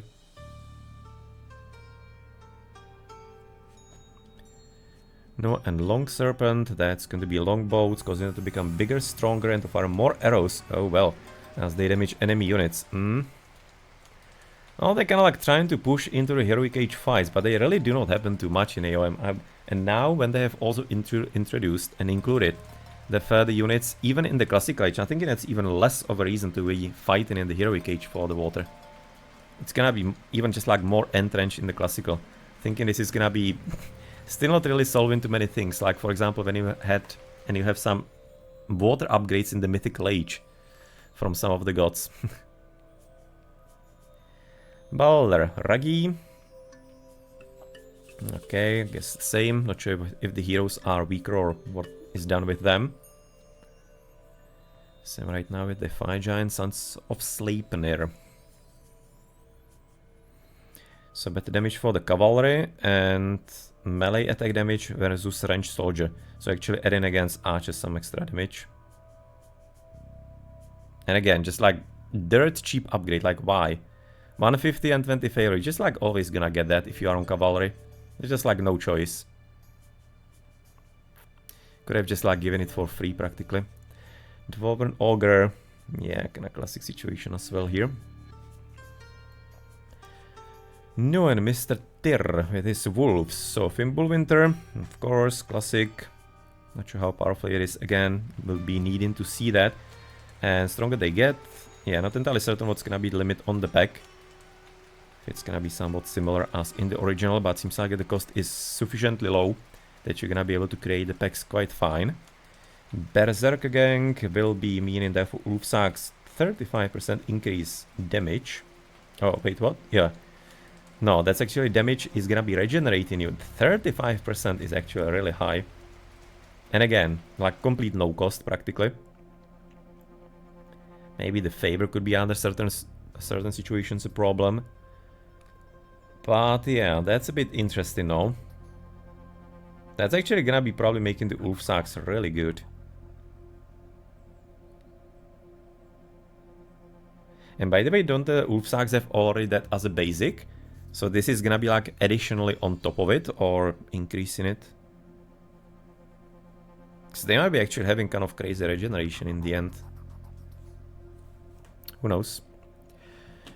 No, and Bravery, that's gonna be there for Huskarls, of course, the bonus. And we do have melee attack damage bonus against buildings.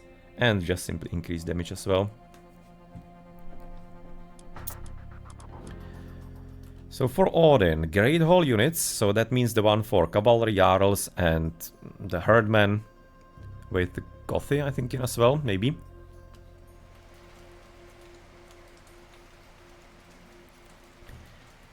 Great Hall. Okay, so Heresirs, Raiden Cavalry, then Gothi, and Jarls. Actually, the Herdmen are from the normal barracks, from the Longhouse. Okay, so not those.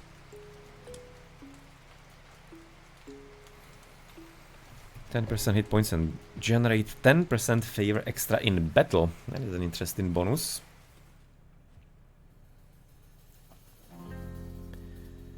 No, you could therefore probably gonna be wanting to go Great Hall with Odin almost exclusively, probably. Gatherers and Dwarves get 10% faster from natural food sources. Sure, classic. Raven Scout spawns, sure. And human units and heroes regenerate 0.7 hit points per second, increasing with 0.1 hit points per age advanced. So that's somewhat similar. And again, you are having 0.7 hit points here. And otherwise, you're just talking about rate, just like also quite a bit of inconsistency in the information. Great Hunt, multiply the numbers, and if there are none, it's gonna be also summoning a small amount. Yeah, well, that's kind of, I think, a nice addition to the God Power. Though I think you're gonna be hard pressed not to be using it on any kind of animals and casting it late game when you're gonna be already farming. Not thinking so too much. That's probably not gonna be a thing. Unless, of course, in the Mythical Age you'll be getting, like, I don't know, 10 animals, for example. At that stage, it might be somewhat useful. Hamask. Berserkers, 1 HP missing. They get speed and they get extra damage. No, I mean, like, Odin Ulfsags with Tyr might be actually something.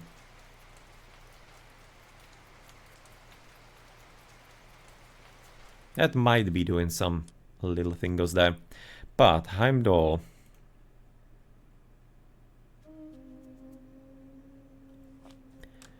Undermine against buildings, all of them, so same as we have in the balance patch, therefore.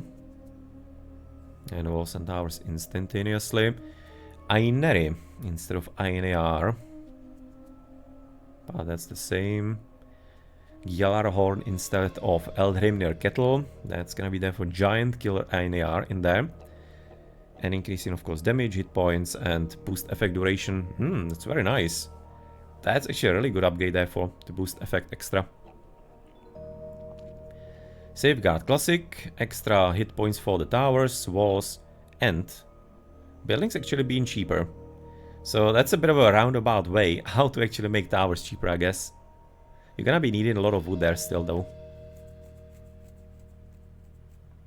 Just maybe somewhat a bit annoying. And Rick Stula is gonna be doing training and research work rate 20% for all the buildings. That's interesting. Yeah, it's very good, actually, considering it's already in the second age. That might be actually really good. Because if you're gonna be considering the Ulfsags already producing at 9 seconds, and you'll be reducing the 20% actually from that, you're gonna be making them in like 7 seconds. That's having some potential, also with right now the Hamask. That might actually be quite a bit something. Maybe something to test tomorrow. If I would be brave in the north. So, Enfol. Yeah, actually that was going to be, of course... Oh, nothing here. Just the Njord. Not in the mythical. That will be only for Loki.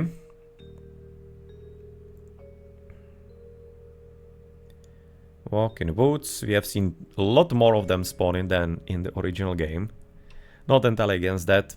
I think that God Power could be using some boost. Sure. And the Ring Giver. So extra hit points for Yaros. And also bonus damage versus Myth units. So fairly good. Like normal. Vikings is going to be 10 gold to Raiding Cavalry bounty earning reward.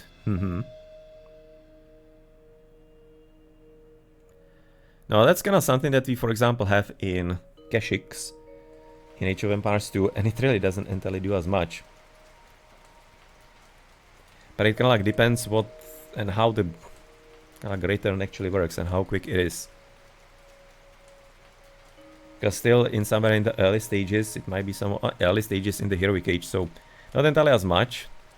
But it's kind of weird, because if you're gonna be therefore maybe forced motivated to start with the Ulf Sags, then obviously you're not gonna be making the switch, so I guess maybe Njord is gonna be kind of dead guy. I'm gonna be having to make some informed choices there.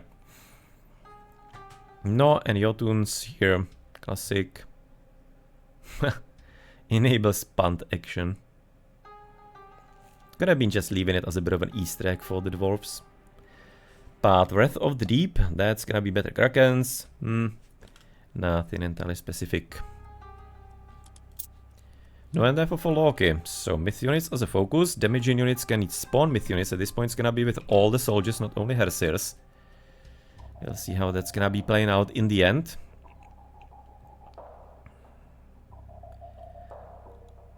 But does that therefore mean you can spawn them also from the normal human units, or is it still only from Hersirs? That is the important question to ask. Because if it could be spawning therefore from any kind of unit in any kind of fight.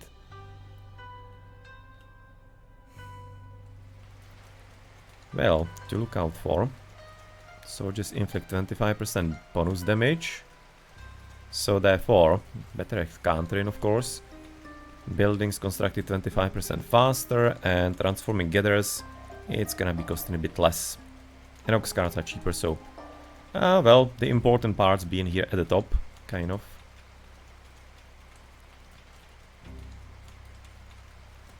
And Ice in the Forest is gonna be units of Mother Nature, such as trees and animals, to temporarily grant you vision. It's kind of like nicely thematic, I guess, but how is it gonna be working? You're just gonna be randomly getting vision on the map? Nearby units of Mother Nature. Okay, so you're gonna be running around the forest, and that's gonna be therefore leaving some kind of trail of revealed fog of war, probably. Huh. Interesting mechanism. And Spy, of course, classic. No, and we have in Hell with Nidhogero we have seen. No, still kinda seemed kind of squishy. Special attack may be nice, but of course kinda slow, so very easy to dodge. That might be a bit of a problem in there.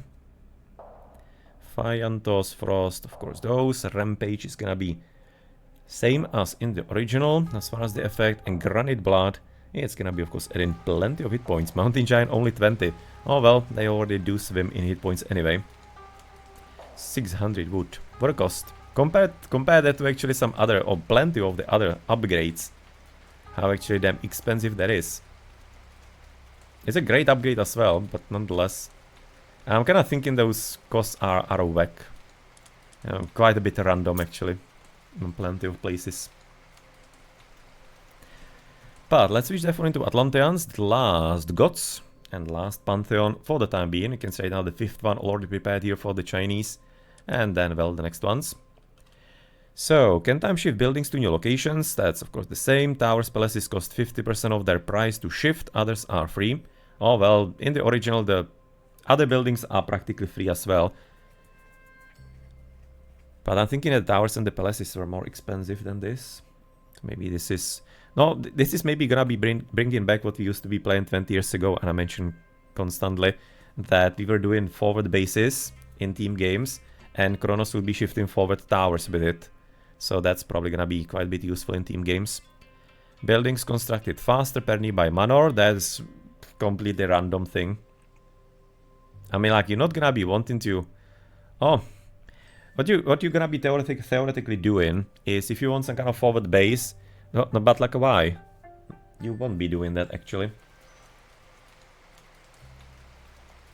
I was just kinda thinking you can time shift manor forward, and then you're gonna be building things faster, but like why?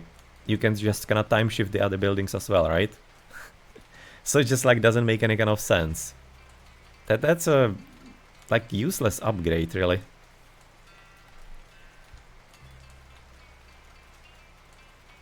Unless it will be stacking. It's kind of like per nearby manor. So you could be sending forward like 4 manors, and you're gonna be getting something like an insta build, or what is the 25% faster exactly?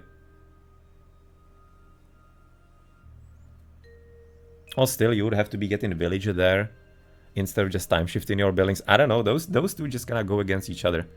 That's like, I think, in overlapping. We'll see if maybe somebody thinks of a way how to use this. Received to 3 myth units now, that's a bit weird. Shouldn't be probably that game breaking, but it's theoretically with Prometheans and the early jump, or the jump in deletion, and therefore scouting with the small ones, this might be having something there. And of course, since you are getting the resources back somewhere from the myth units, I'm not entirely certain who it is. Here, lost siege and myth units return 20% of their resource cost. So if you're gonna be at the start just deleting those 2 Prometheans, you're just gonna be getting there for 20% there. So like what? 25. You're gonna be getting 50 food from that. Practically almost like 1 for free if you won't be to get in a new one. Weird one. Weird one. And hey, well, kinda normal. I'm having it limited anyway at 30 FPS because I'm having stream at 30 FPS, so there's no need to be having anything more. But the FPS didn't seem like that they were entirely that much of a problem. It seems like that the game is unoptimized and the engine is having some serious problems actually. Because otherwise I'm having old computer and I can get settings fairly high, but it's still not entirely all that fluid as I would be expecting, and it's not stressing my PC on full. So I don't know what's going on with that, simply some optimization lacking, it looks to me.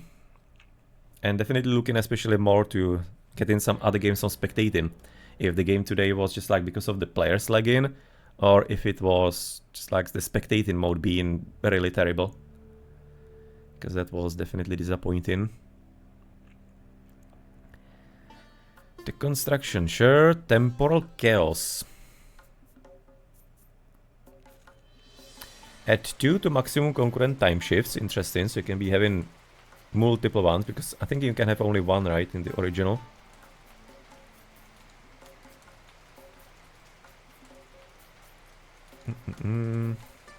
Minus 50% time shift cost. Okay, so it's gonna be costing like a quarter, therefore. Into the buildings. Making it even easier.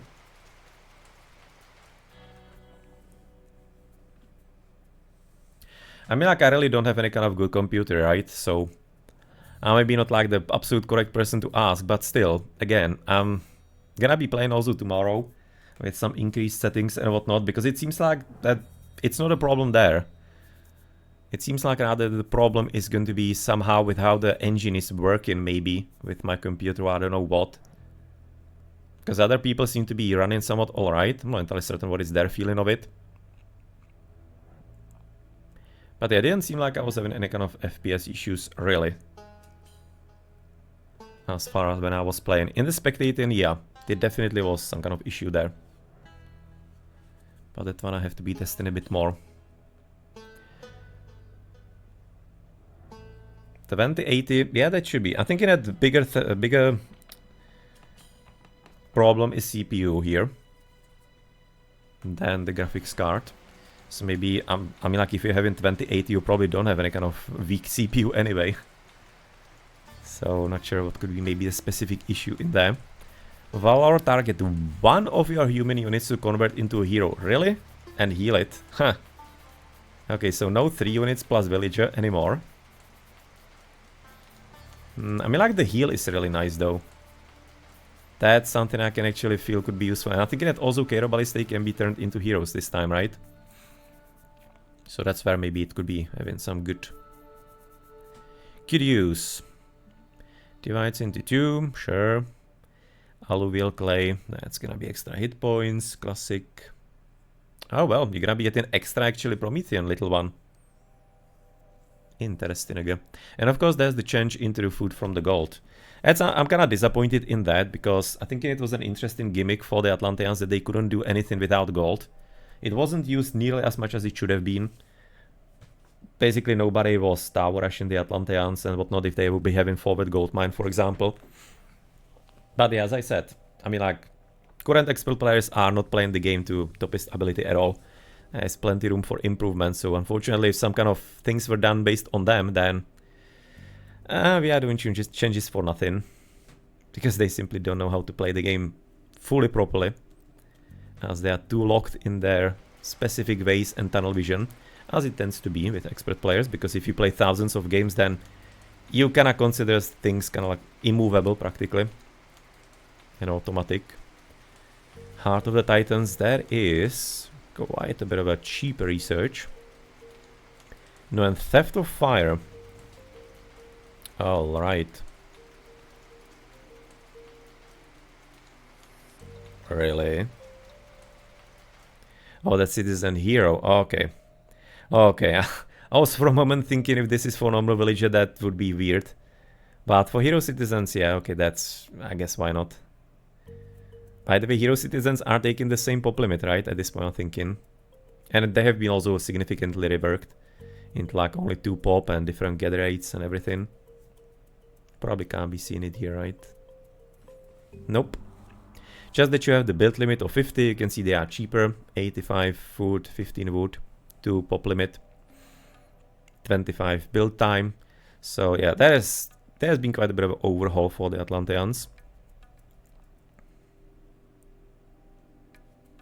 Depends how expensive it's going to be to turn the heroes into, or the villages into heroes.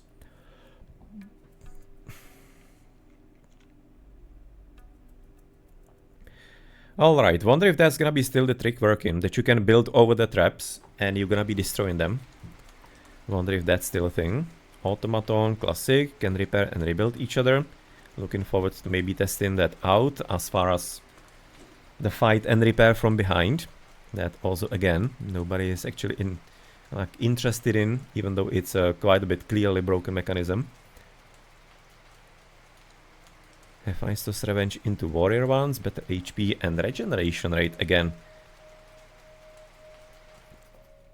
Volcanic Forge, that's gonna be just the pierced vulnerability, so therefore what we have in the balance patch on Wooble. Moved here as well, I guess.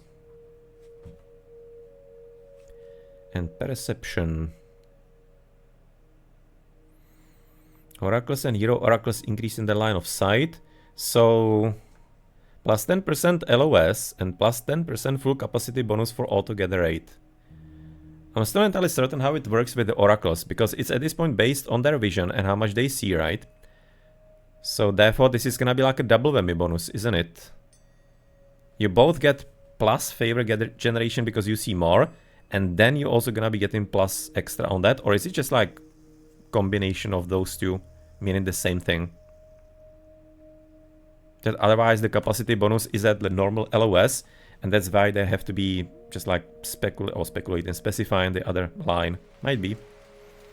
It's like therefore just like a singular upgrade, but needing 2 rows here. No, I'm definitely kind of looking forward how it's gonna be working out, because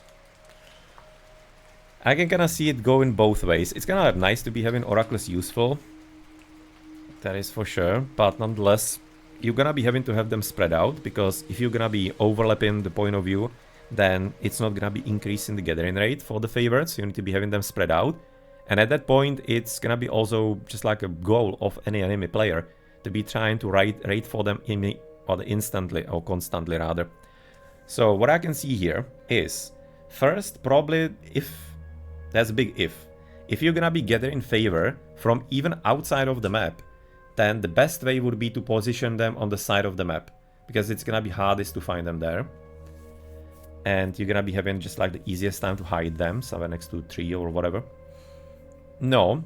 And then the other part is that this might be potential to be really annoying for the enemy player. Because if you're gonna be constantly having to chase them somewhere, that's gonna get old really quick. So this has a potential to be frustrating practically for both sides, this mechanism. I guess we'll see. This one is definitely pretty big unknown how it's gonna be working.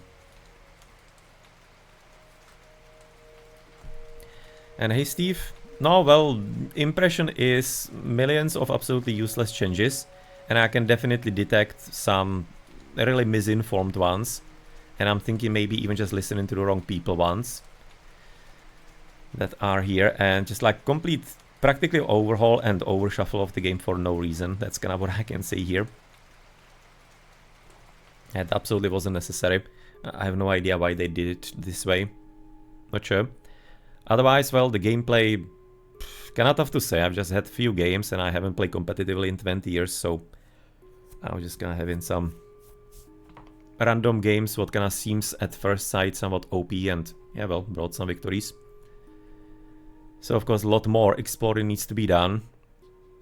And from the feel of the gameplay, again, I just don't think I have enough to be kind of like saying how it feels, but overall, with all the changes and details and everything, I think the original is simply better game. Because it's already a good game on its own. That's kind of like the big thing. There are definitely some things that need changing, and I'm very happy for them, like for example the Titans and whatnot. But others, I'm just like not entirely certain why they're doing it. Why they are reshuffling the major god bonuses, I have no idea why. That's so completely random and makes no sense.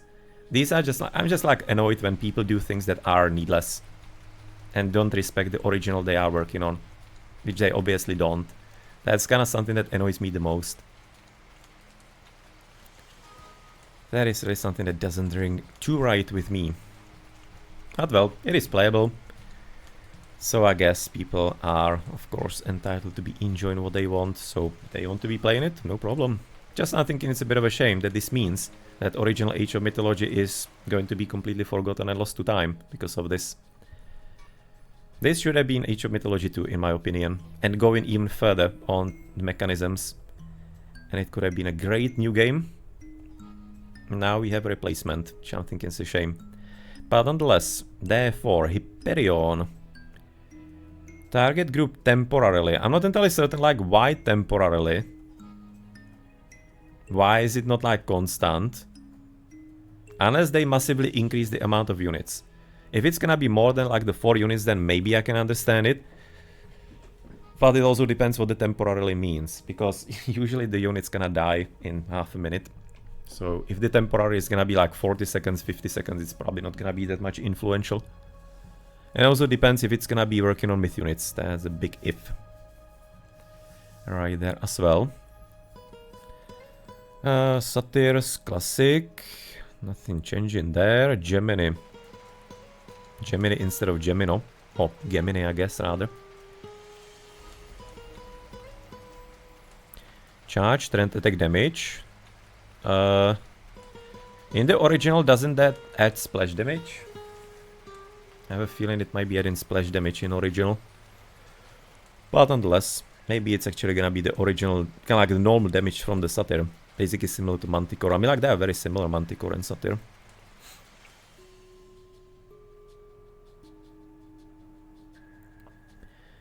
Heroic renewal. Okay, adding 1.5 regeneration rate to heroes.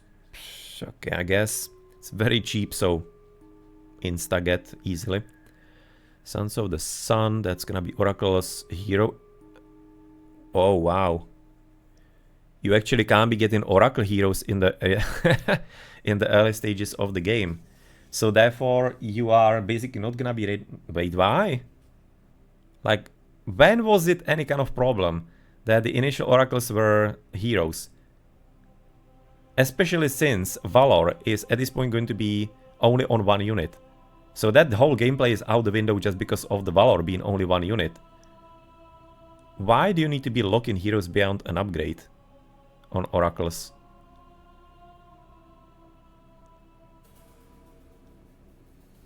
And it's gonna be costing no favor. I mean, like, it's making sense considering they are supposed to be making favor. Wait, what? Oh, this is actually enabling them into hero. I'm actually not reading it full. Ah. Wow, okay. Okay, that's at least making some kind of sense, so good.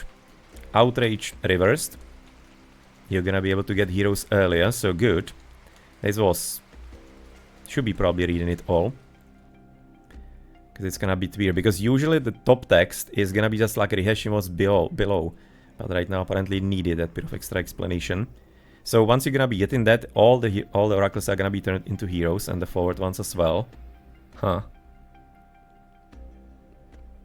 Interesting again.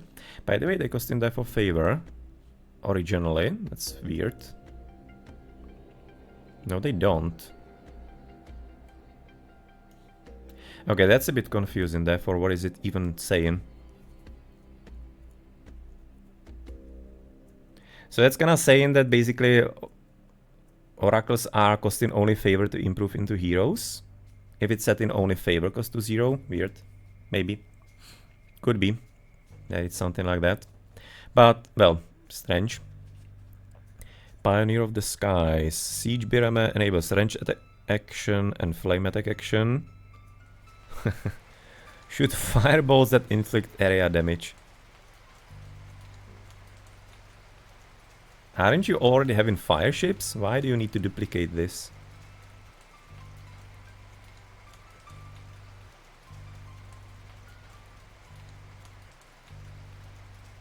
That's such a random upgrade. Yeah, that's so random. Again, I'm still not convinced that Heroic Age upgrades are gonna be any worth. Because it feels like that maybe Classical Age Water Fight is gonna be still where it's at.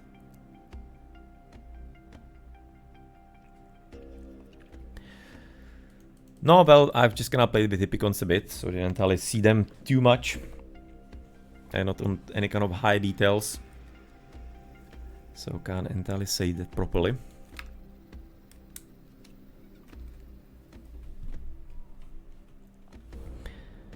Mistress Rhea. What are you gonna be having? Traitor, Classic.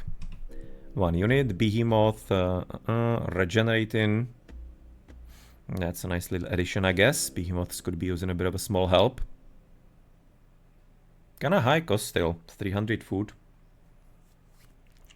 Horns of Consecration, so that's gonna be auto-generate. What?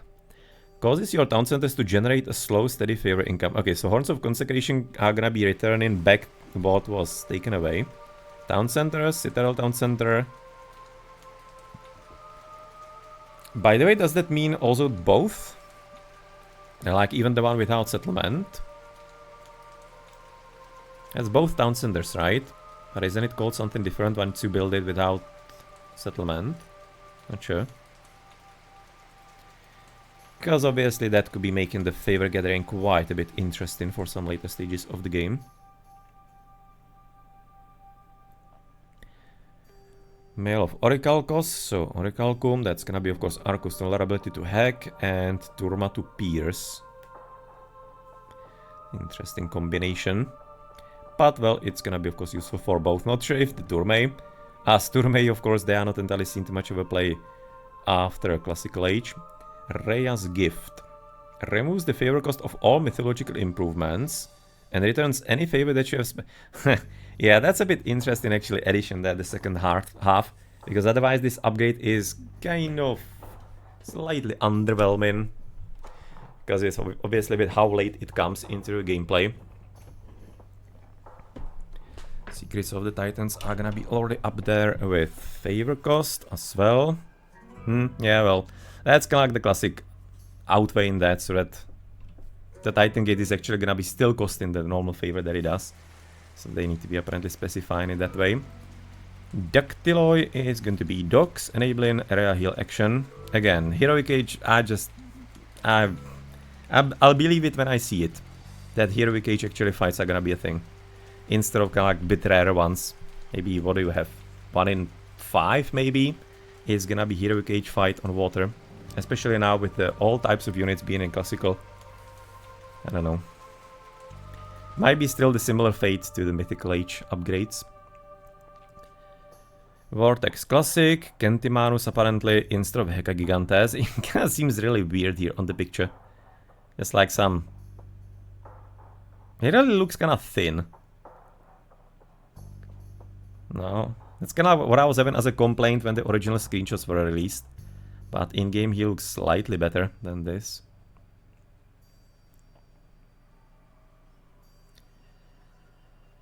Mirror Tower, 5 of them. Hopefully they're gonna be improved. I mean, like, they're pretty cheap in the first place. Just gonna cost in the favor there. But hopefully they're gonna be having some better stats than in the original. Halo of the Sun, that will be there for Fire Siphons, sure. Extra range for them, I guess, alright. Petrification, that's gonna be siege weapons. And BRMS are gonna be there for getting less vulnerable to hack attacks and getting special bonus petrification, really? Causing them to gain additional hack armor while standing still. Petrifies the wood of your siege weapon. Wait, what? Huh. So does it mean they're gonna be working like Medusae then? That's an interesting take here. Kinda like almost as if you will be having some kind of help against myth units in the late stages. If you're gonna be having some problem actually mastering heroes, huh? I can maybe kind of understand it slightly, but that being locked beyond only one hero is maybe not entirely ideal. We'll see what the others have. Titanomachy, that's gonna be of course Kentimanus or Heka Gigantes, getting simply much bigger at damage. 50%, sorry. Implosion for Atlas, that seems like nearby units and buildings.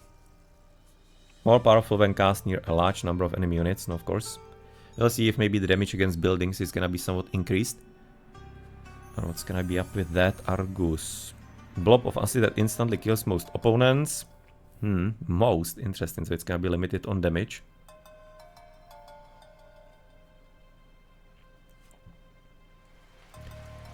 Guardian of Io. Ability recharge and LOS, sure. And Devotees of Atlas. Okay, injured fanatics into frenzy. So basically, yeah, they just like spread this mechanism everywhere. When they've already implemented it, I guess they wanted to be really using it everywhere. So the classic berserker mechanism. And yeah. Speed and rate of fire. It seems like it's gonna be at this point right now from that. And again, dirt cheap upgrade. Like, why would you be getting that? This is like a... Really, I don't understand the costs at all. Just like makes no sense. There's like absolutely no strategical choice in that. You just get it. Because it's in Mythical Age no cost at all. 50 food, 100 gold, 5 favor. Why do you bother me with that?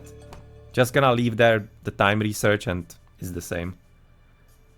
Again, just gonna show in they really do not have any kind of like good plan and idea behind what they were doing. Just gonna like randomly roll the wheel and where it landed, that's how I did it. Titan shield for the destroyers, vulnerability to pierce attacks, sure, and yeah, well, that's the same for the heroes as well. So that was there for Chronosero with Mr. Oranos. So what do you have? Sky Passage each age, that's a bit interesting.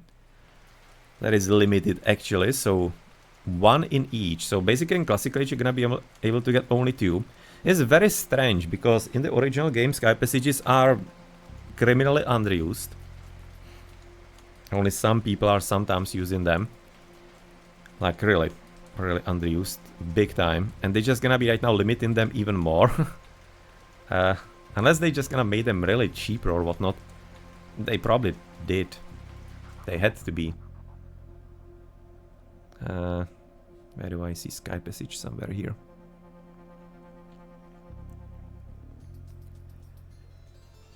What is the picture for Sky Passage?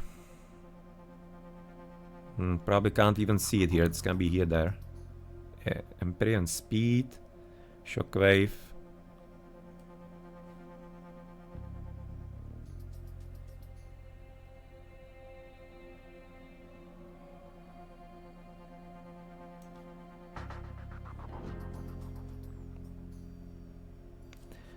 By the way, Granulations, what are they doing? Special damage against cavalry, to range, and basically all the buildings, not only towers.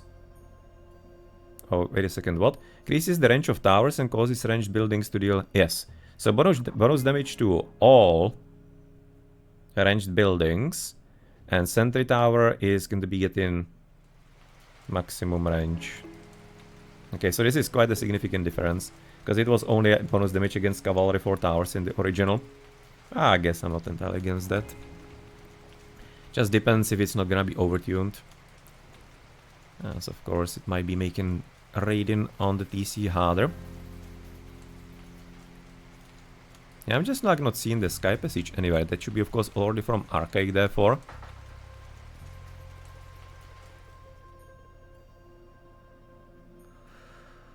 Yeah, I have no idea. It's probably not here. Unless I'm just blind, which is possible as well. So, can't tell. I'm hoping it's gonna be cheaper if they are imposing such a limit on them. Units can enter Sky Passage to instantly travel between them. No, well, that's Sky Passage therefore. Units have +5 line of sight. That's very interesting. And that should be therefore theoretically improving favor gathering from oracles. That depends. Because there was that upgrade, right? Here. And they specifically say they need to be increasing the capacity bonus for the auto gather rate. So you might be getting extra LOS, but not the extra gathering rate as Oranos. That depends. But you might be maybe getting like the basis is gonna be instantly higher. Maybe that's how it's gonna work. Maybe that will be somewhat relevant. Then all units have... Okay, damage units remain visible for 25 seconds. Yeah, this is actually fairly high, 25 seconds, frankly, having the vision on them. It's quite a bit of a diversion, of course, from the classic. No speed bonus for Oranos, so at this point I guess he's gonna be... Oh, well, maybe quickly going into trash tier because of that, because that was what was making him really powerful. And of course the weaker Valor and stuff. So he's gonna have to be played probably quite a bit differently, if at all. So far looks like that Kronos is quite a bit of a favorite. Seems to be having some active bonuses for the classical immediately. No, and the damaged units.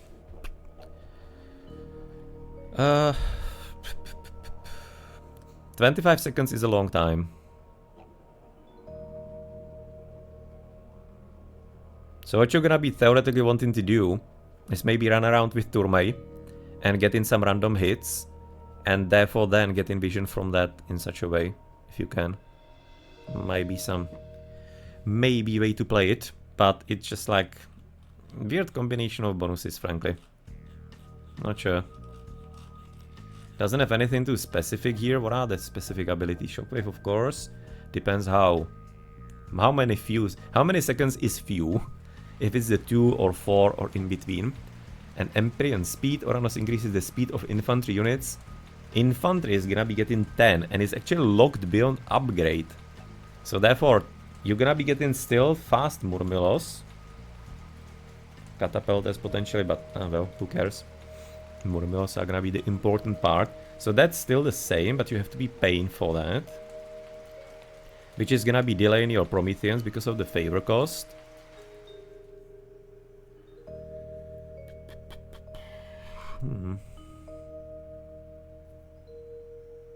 No. It is a nerf for sure. Depends how it's gonna be playing out. Still, the faster Murmilo still could be nice. Because they're gonna be able to quite nicely keep pace with the Tourmei actually in the end. It's gonna be somewhat similar speed between them. So it might not be entirely making that much of a big difference. It means some kind of specific situations, not sure. No, and Oceanus, what kind of things you have. Carnivora Classic, ships and humans, of course. Galadria, I think she's having some change. Yeah, heals allied units and slows down enemy units, so she's not gonna be only about the healing. Has no attack, but can only be attached by ranged units. I mean, like, slowing down enemy units could be actually a fairly nice addition, though I will be still using Galadria way more for healing. You know, that's something that also isn't entirely used too much, not because not too many people are gonna be going Oceanus to play her in the first place, specifically. And then, of course, there's the problem of the active and passive healing rate.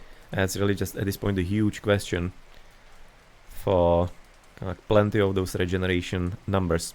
Servant can heal allied units, especially ships. Oh, well. Oh, wait. No. Does that mean he's only on water or not? Because it doesn't say here, but I'm gonna be assuming so. And therefore, they probably left out the special ability. And that was... It was not working in the original, but on death kill, or kind of kill blow, he should have been getting increased stats, but that's not working in the original either, so I guess they're just gonna... They've done away with it. Bite of the Shark, quite a bit cheap.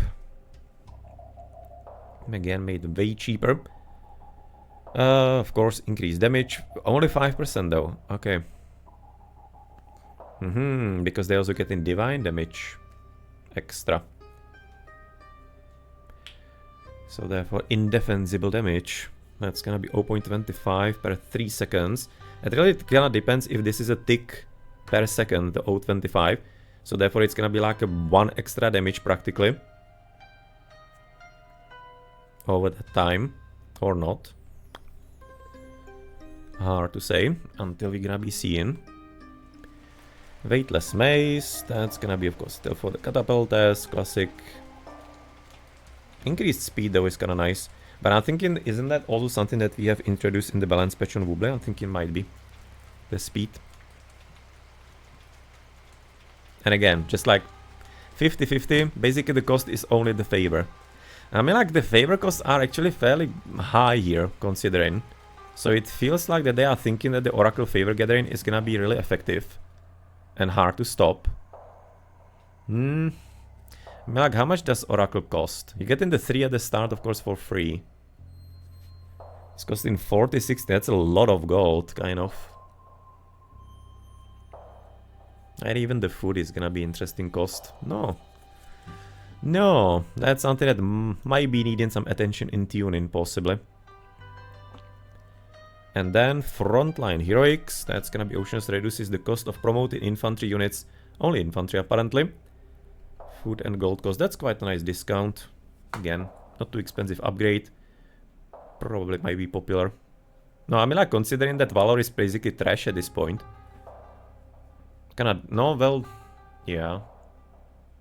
That really all depends on how much favor you're gonna be getting from the oracles. If the oracle trickle is gonna be good, then repeated Valor could be a good god power. But it really depends on that. I'm really thinking you're gonna have to focus the oracles a lot on the Atlanteans. It's gonna be some annoying gameplay, probably. But otherwise, it almost looks like that actually Oceanus is gonna be a fairly neat option. Oh, well, that was kind of something that we have known on Wooble or in the competitive community for years, right? The reason where Prometheus is strong is because of the Valor. Oh, they just kind of like completely nerfed it to Oblivion. So of course at this point, there's a good reason why to be picking Oceanus as well. That was always the problem. Same as right now, the speed bonus for Oranos. That always was why he was the strongest of the Atlanteans. The only reason ever. Okay, so we have seen Hyperion and we're gonna be seeing Mistress Thea. 3 that heals at this point friendly myth units and can train right. Okay, so 3 is gonna be at this point healing myths. Interesting. And that might be curious. So therefore just like more important to be cycling units back. Especially in team games, it's gonna be probably quite a bit important. Stymphalian Bird, sure. Classic, I guess. Dryad is gonna be the same. Prophetic Sight. So Oracle's altogether favor rate increasing. And revealed what other players' buildings are training or researching. Right. Yeah, that's this.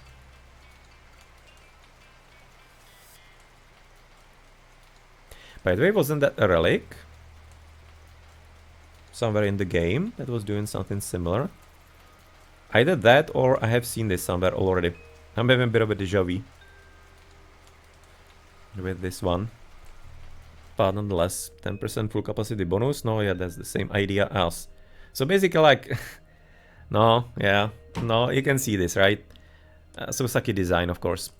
So you want to be having an ability to improve right now the bonus and kind of like the increase the favor gathering, and you haven't actually basically duplicated here. You have it one for Leto, and since Oranos doesn't have Leto, then he's getting it in the Heroic Age from Thea, which is gonna be somewhat of a standard path. He's probably gonna be taken quite often. So at that point, why not just gonna make it some kind of overall upgrade for all the gods? Because you're just like already wanting them to do it. Yes. Yeah. No. But nonetheless, the bonus on actually revealing what the enemy is doing is fairly good, actually. Even though it's in the Heroic Age, so it's gonna be maybe less important, because I'm thinking the kind of like the combination of units are a lot more standardized. It's a lot more useful in the Feudal Age or in the Classical. That is actually really nice. Oh, that was Oracle. I remember where it was. That was Hades and Oracle with Apollon here. Yeah. Revealing the enemy UI, also in the Heroic Age. So that's where it's where I remember it from. Duplicating bonus here. Again, running out of ideas so soon. And you are trying to get so many new civilizations. So what are you gonna be doing? Same things all the time, I guess. But yeah, pretty good. Poseidon Secret, that's gonna be of course increases on the Contarias Classic.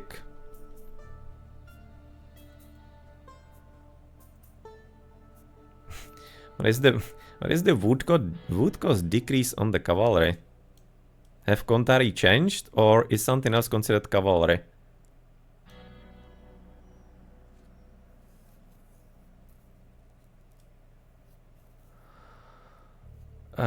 Is something else cavalry here, or... Like Cairo Ballista, probably siege weapon still, right?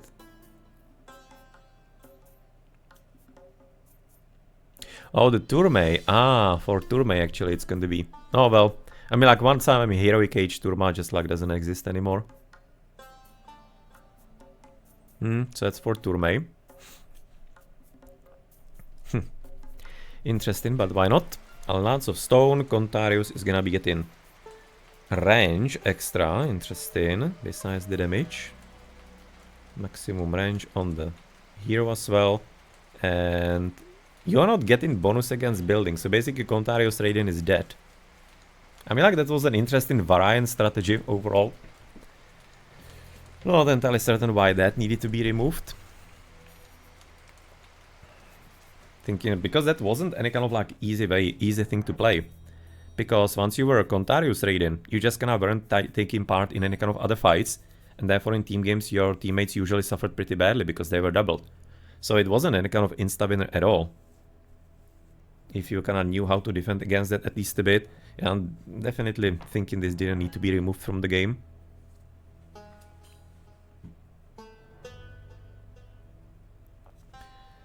And Daughters of the Sea for the narrates. The different colors on them. Speed plus 30 and ability recharge time. Oh well, not too optimistic again about Heroic Age Myth unit. And then we do have right now Hecate. This is not entirely looking like the Tartarian spawn that we are used to. It's kind of like a beefed guy. This one seems a bit weaker. Almost like scrawny. But otherwise it seems like it's gonna be similar. Lampades are going to be invoking chaos on units at range. I guess that's gonna be still the same idea therefore. And I think the upgrade is actually improving them into insta-kills, right? Yeah, they turn into chickens. Enemy human units. So therefore no myth units. So it's not insta-kill of myth units. No, that's making it a lot less important and interesting then.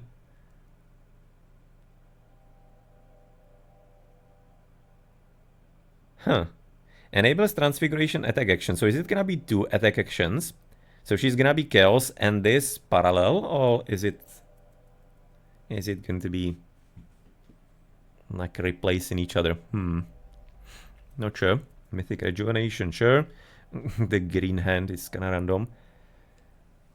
But classic and celerity.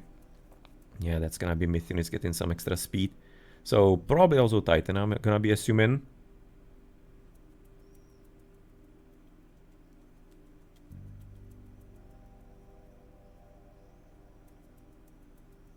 Most probably so. No, and let us therefore go into Gaia, the last one. Yeah, why they just like... She's not portrayed like this in any kind of myths or depictions. Like, really. Don't understand why they needed to be doing Marvel. Needlessly. But started with hero citizens and promoted citizens is costing minus 25%. It's actually a fairly nice bonus. Because that's gonna be instantaneously some... What? Maybe like third extra economy from the very get-go. That actually seems fairly strong. Economic guilds upgrades costing being cheaper and early, sure. Economical buildings are only growing lush and not the military ones. Again, very much feeling this is an unnecessary change. I don't really consider lush was problem anytime. Rather actually, again, significantly underused feature of Gaia, even when she was played by players who play her a bit more. Like really, so few times you're gonna be seeing somebody purposefully blocking TC with lush, for example. Like really. I don't think there was a need for nerf. But, well, it's gonna be right now the lush healing friendly units and buildings, 1 HP per second. I think it's the same as it is now. But not the units, is it? It's only buildings, isn't it? I'm thinking. Not sure about the units, if it is in the current game as well. Gaia Forest, Classic, and channels movement speed by 15% on lush only. So therefore... Units traversing, so basically all of them. So you're gonna be wanting to create practically like an economic guild path for trade caravans. So that you can be getting extra coinage as it is now. Currently it's 20% increase as well, by the way.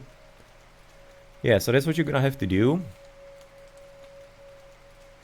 Definitely for the economy. We're just gonna be having really economical, no, just economical guilds everywhere across the base, I guess. And for the attacks, not sure if that's gonna be that useful. That would depend how far the lush could be going from there. But that seems not entirely too useful to be keeping the villages on the front lines from that. No, and for the gods, there is nothing gonna be special. We've already been through those on the other combinations. No, so I kinda guess that's gonna be all of it. Right now there's of course the leather armor. The villages are gonna be getting, can see more hit points. That's basically like Loom that but moved forward into the third age. So that they can be raided maybe a bit more effectively in the second. 25% extra hit points, melee damage and range damage. Oh, especially the hit points of course are the important part here. Bit weird to be having leather armor and it's increasing armor or the hit points instead of armor. That's maybe a bit on the strange side as far as the logic of it. 45 DC 10 pop cap instead of the 5.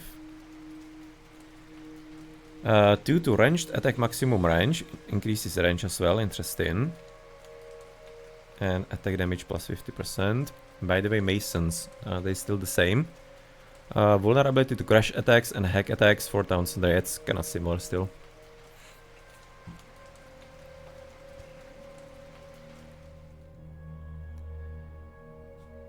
Otherwise, you unfortunately can't be seen too many other little details here as far as the hit points, because it simply isn't clickable through. Definitely hope that this tech tree is gonna be still improved into like the specific information. As for example, you can do it in the game.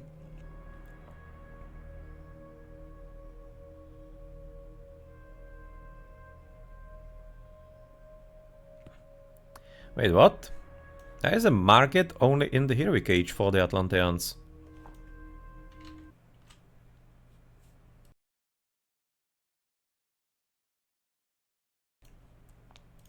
So is that therefore different for Atis? Yeah, it is. Atlanteans actually have been marked only in the heroic age, unless that's a mistake here. Huh. Random.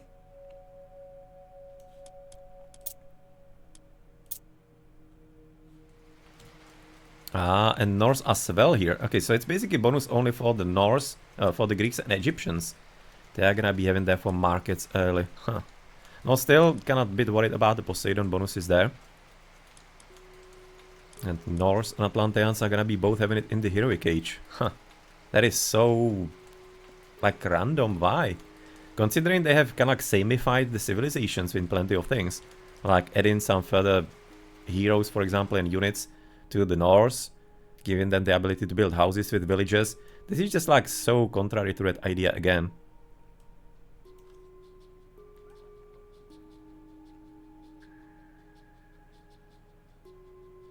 Yeah, just like really seems like they don't have any kind of like general idea what they really wanted to do, and just like this is an amalgamation of random ideas and reshuffling. No, I really can't respect that kind of approach to design. But nonetheless, we'll see what's gonna be shaken out of it. I'm definitely feeling there are some potential significant troublemakers, and some just kind of design decisions are completely without any kind of other things stupid, simply without other word. Like, I think in the market move is stupid. The extra TCs for the villages are stupid, because it removes like the absolute basic idea below and behind the gameplay. The Oracles, I'm kind of curious how it's gonna be playing out. I mean, like, not like the generation of favor per TCs was anything supremely inspired, but that reminds me. Therefore, Town Center is gonna be here.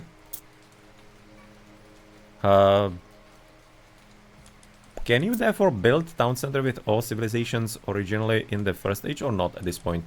Gonna be probably still same for Atlanteans, right? Unfortunately, can't see it here from the tech tree properly. So I don't know if they're gonna be still holding that, but maybe somebody already played that. Maybe gonna be playing it tomorrow or on Sunday. Not sure. But yeah, I guess you've probably gone through all of these. No, and you're just gonna can't be getting any more information from the upgrades, unluckily. Titan Gate 3, 1350 seconds. But you get in the Titan Gate after you research Secrets of the Titans. Okay, so you need to be getting that, which is the same cost. 60 seconds, and then you have to be building it. So that's a bit of a convoluted way, I guess, they have to be doing in the system. Villages or Norse infantry tasks to the Titan Gate will dig out the Titan. So it seems like a Titan Gate is only for Norse soldiers. So why the hell do you have Norse villages building houses? Again, where is the consistency in that? I mean, like, Norse are having generally a huge problem getting Titans, and usually it's gonna be made only when you are having Ragnarok, in like, what, 99 out of 100 cases almost. Lok is very rare to get Titan, because of that reason. So, like, what? Again, just like, half an idea and half an implementation.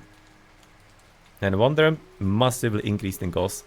5,000, basically Husks up, and today's game almost could be affording that with what he was floating against El Matador. But nonetheless, yeah, this is gonna be kinda rare. Actually, 5,000 floating is for special games, that's not entirely too often. 1,000 was definitely affordable for normal games, but 5,000, that is a tall order. So I'm not sure if you're gonna be seeing it. Probably not in high-level team games. Some kind of mid to low level could be happening. At that point, players are gonna be floating a lot more. But for high-level games, I'm not sure if you're ever gonna be getting there.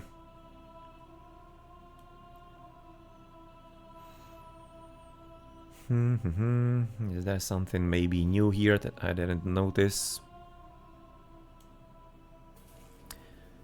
Omniscience Classic, 100 per villager, or what is it? Per enemy unit, so 100 per unit. No, it's gonna be actually becoming quite a lot more expensive with the higher pop limit, coincidentally.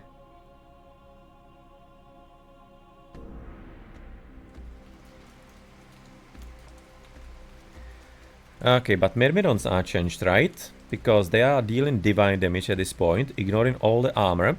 And they do not have bonus against non-Greek units, so they have basically changed them as well. Oh, well, at this point they're gonna be somewhat playable, and they're a bit cheaper. I think they are 80 food in the original. Maybe even 60 gold. They're pretty expensive in the original. But nonetheless, maybe a bit more therefore interesting against... No, well, anybody who isn't just Norse and Atlanteans. Then we're gonna be having Hetairoi, that will be area damage. Oh wow, they didn't actually area of damage. And it seems like they probably therefore gonna be losing the damage against buildings. Why they can like changing that? Like what? Why? That was an interesting kind of identity for Hetairoi. And for the Myrmidons for that matter as well.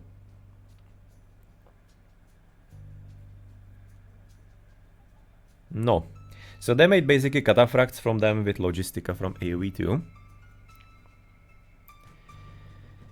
And hey, cat over the keyboard. I was kind of waiting if you're gonna be saying something else maybe, but nonetheless, hi. If you are still around. Castrafetes, that will be good against infantry and buildings. So they're gonna be maintaining the bonus against buildings as the only ones. Maybe they just didn't want to be replicating the bonus, not sure. But somewhat needless change.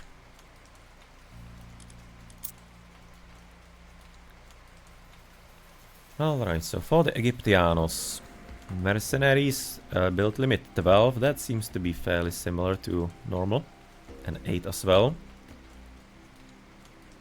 Not sure what's gonna be the last time for them, how they're gonna be long living.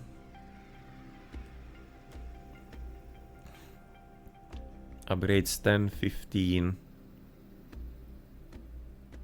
and 20. That's also maybe somewhat interesting to look at. If there are gonna be some differences. 15, 20. And for the farms, you're gonna be having there for 10, 10 and 10. And for the Egyptians, they're actually the same. So are the villages having the same gather rates therefore? Because if they're having lower ones, then that means that Egyptians are gonna suck at farming. That was the reason why it was actually increased for the plow, so that it's... Because after plow you are practically getting on the same level of other civilizations. With the farmers. Might be having some deeper effects.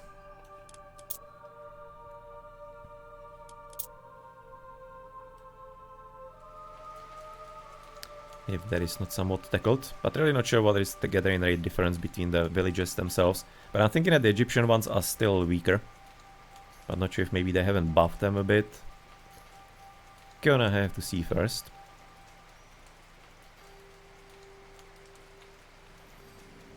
Otherwise nothing specific here.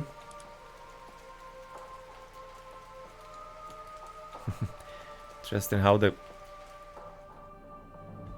Oh, that's the upgrade Darkwater, that's not the camels.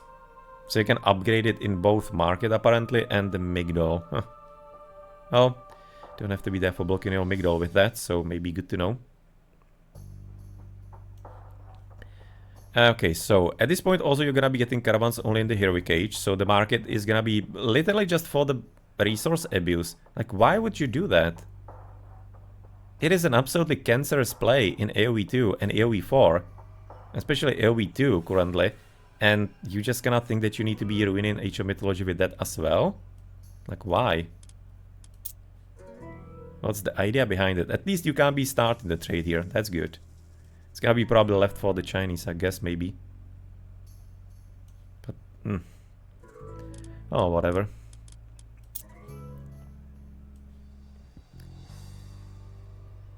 Whatever. What is right about now? The fish gap, for example. It's gonna be probably still, yeah, pretty powerful. That seems to be same as on the original somewhat. Purusane and Saltam Forum. Certainly if you are fishing, never forget. Considering how massive increases they are. No, and we're gonna be having to figure out the ballistics and how the precision works to be able to control the archers properly. Units set track rating at 99, so it's both units and buildings therefore. Like 100 accuracy. You're probably gonna be still able to somewhat dodge. I wonder if you're gonna be therefore introducing the same as in AoE 2, and that is kinda like the dance of units in front of the enemy.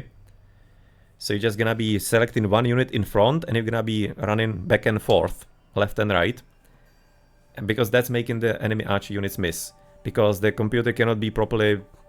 With how the ballistics work, they try to predict where the unit is gonna be moving. So if you are constantly changing that, then simply the computation is not gonna be working out as often. And you're gonna be missing with that. So would be definitely recommending players with sufficient clicking capacity to test it out, if that's gonna be improving your situation. I'm having a feeling in Classical Age it should be already doing that. So yeah, I wonder how long it's gonna be taking for players to realize that and implement that as well.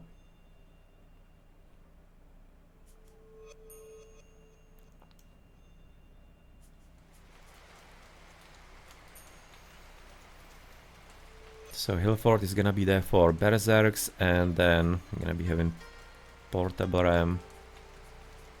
No, basically like only, really, literally. And where is the Huskarl? That's supposed to be Huskarl. Or is he even made from some other building? Oh, he's actually even from the Longhouse. Aha.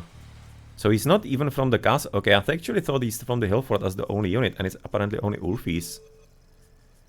So it's kind of like they've also samified again the game, with Hillfort being the same as fortified fortress, but at the same time you are still having, of course, the Hillfort Migdol, sorry. Like, why?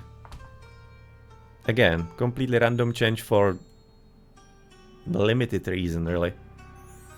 It's gonna be, of course, at this point making it quite a bit easier, therefore, to spam the Huskarls, which I'm not entirely certain is a good idea, to be honest. Huskarls are kind of a toxic unit, because they are pretty good, and they are costing no food, which is where the toxicity comes from in the gameplay. So hopefully they are at least made sufficiently weaker, because if not, then... Huh. You have seen a lot more from what Husksape was trying to do with the Huskarls today, in the game that we have seen. But yeah, I guess that's gonna be probably it, therefore.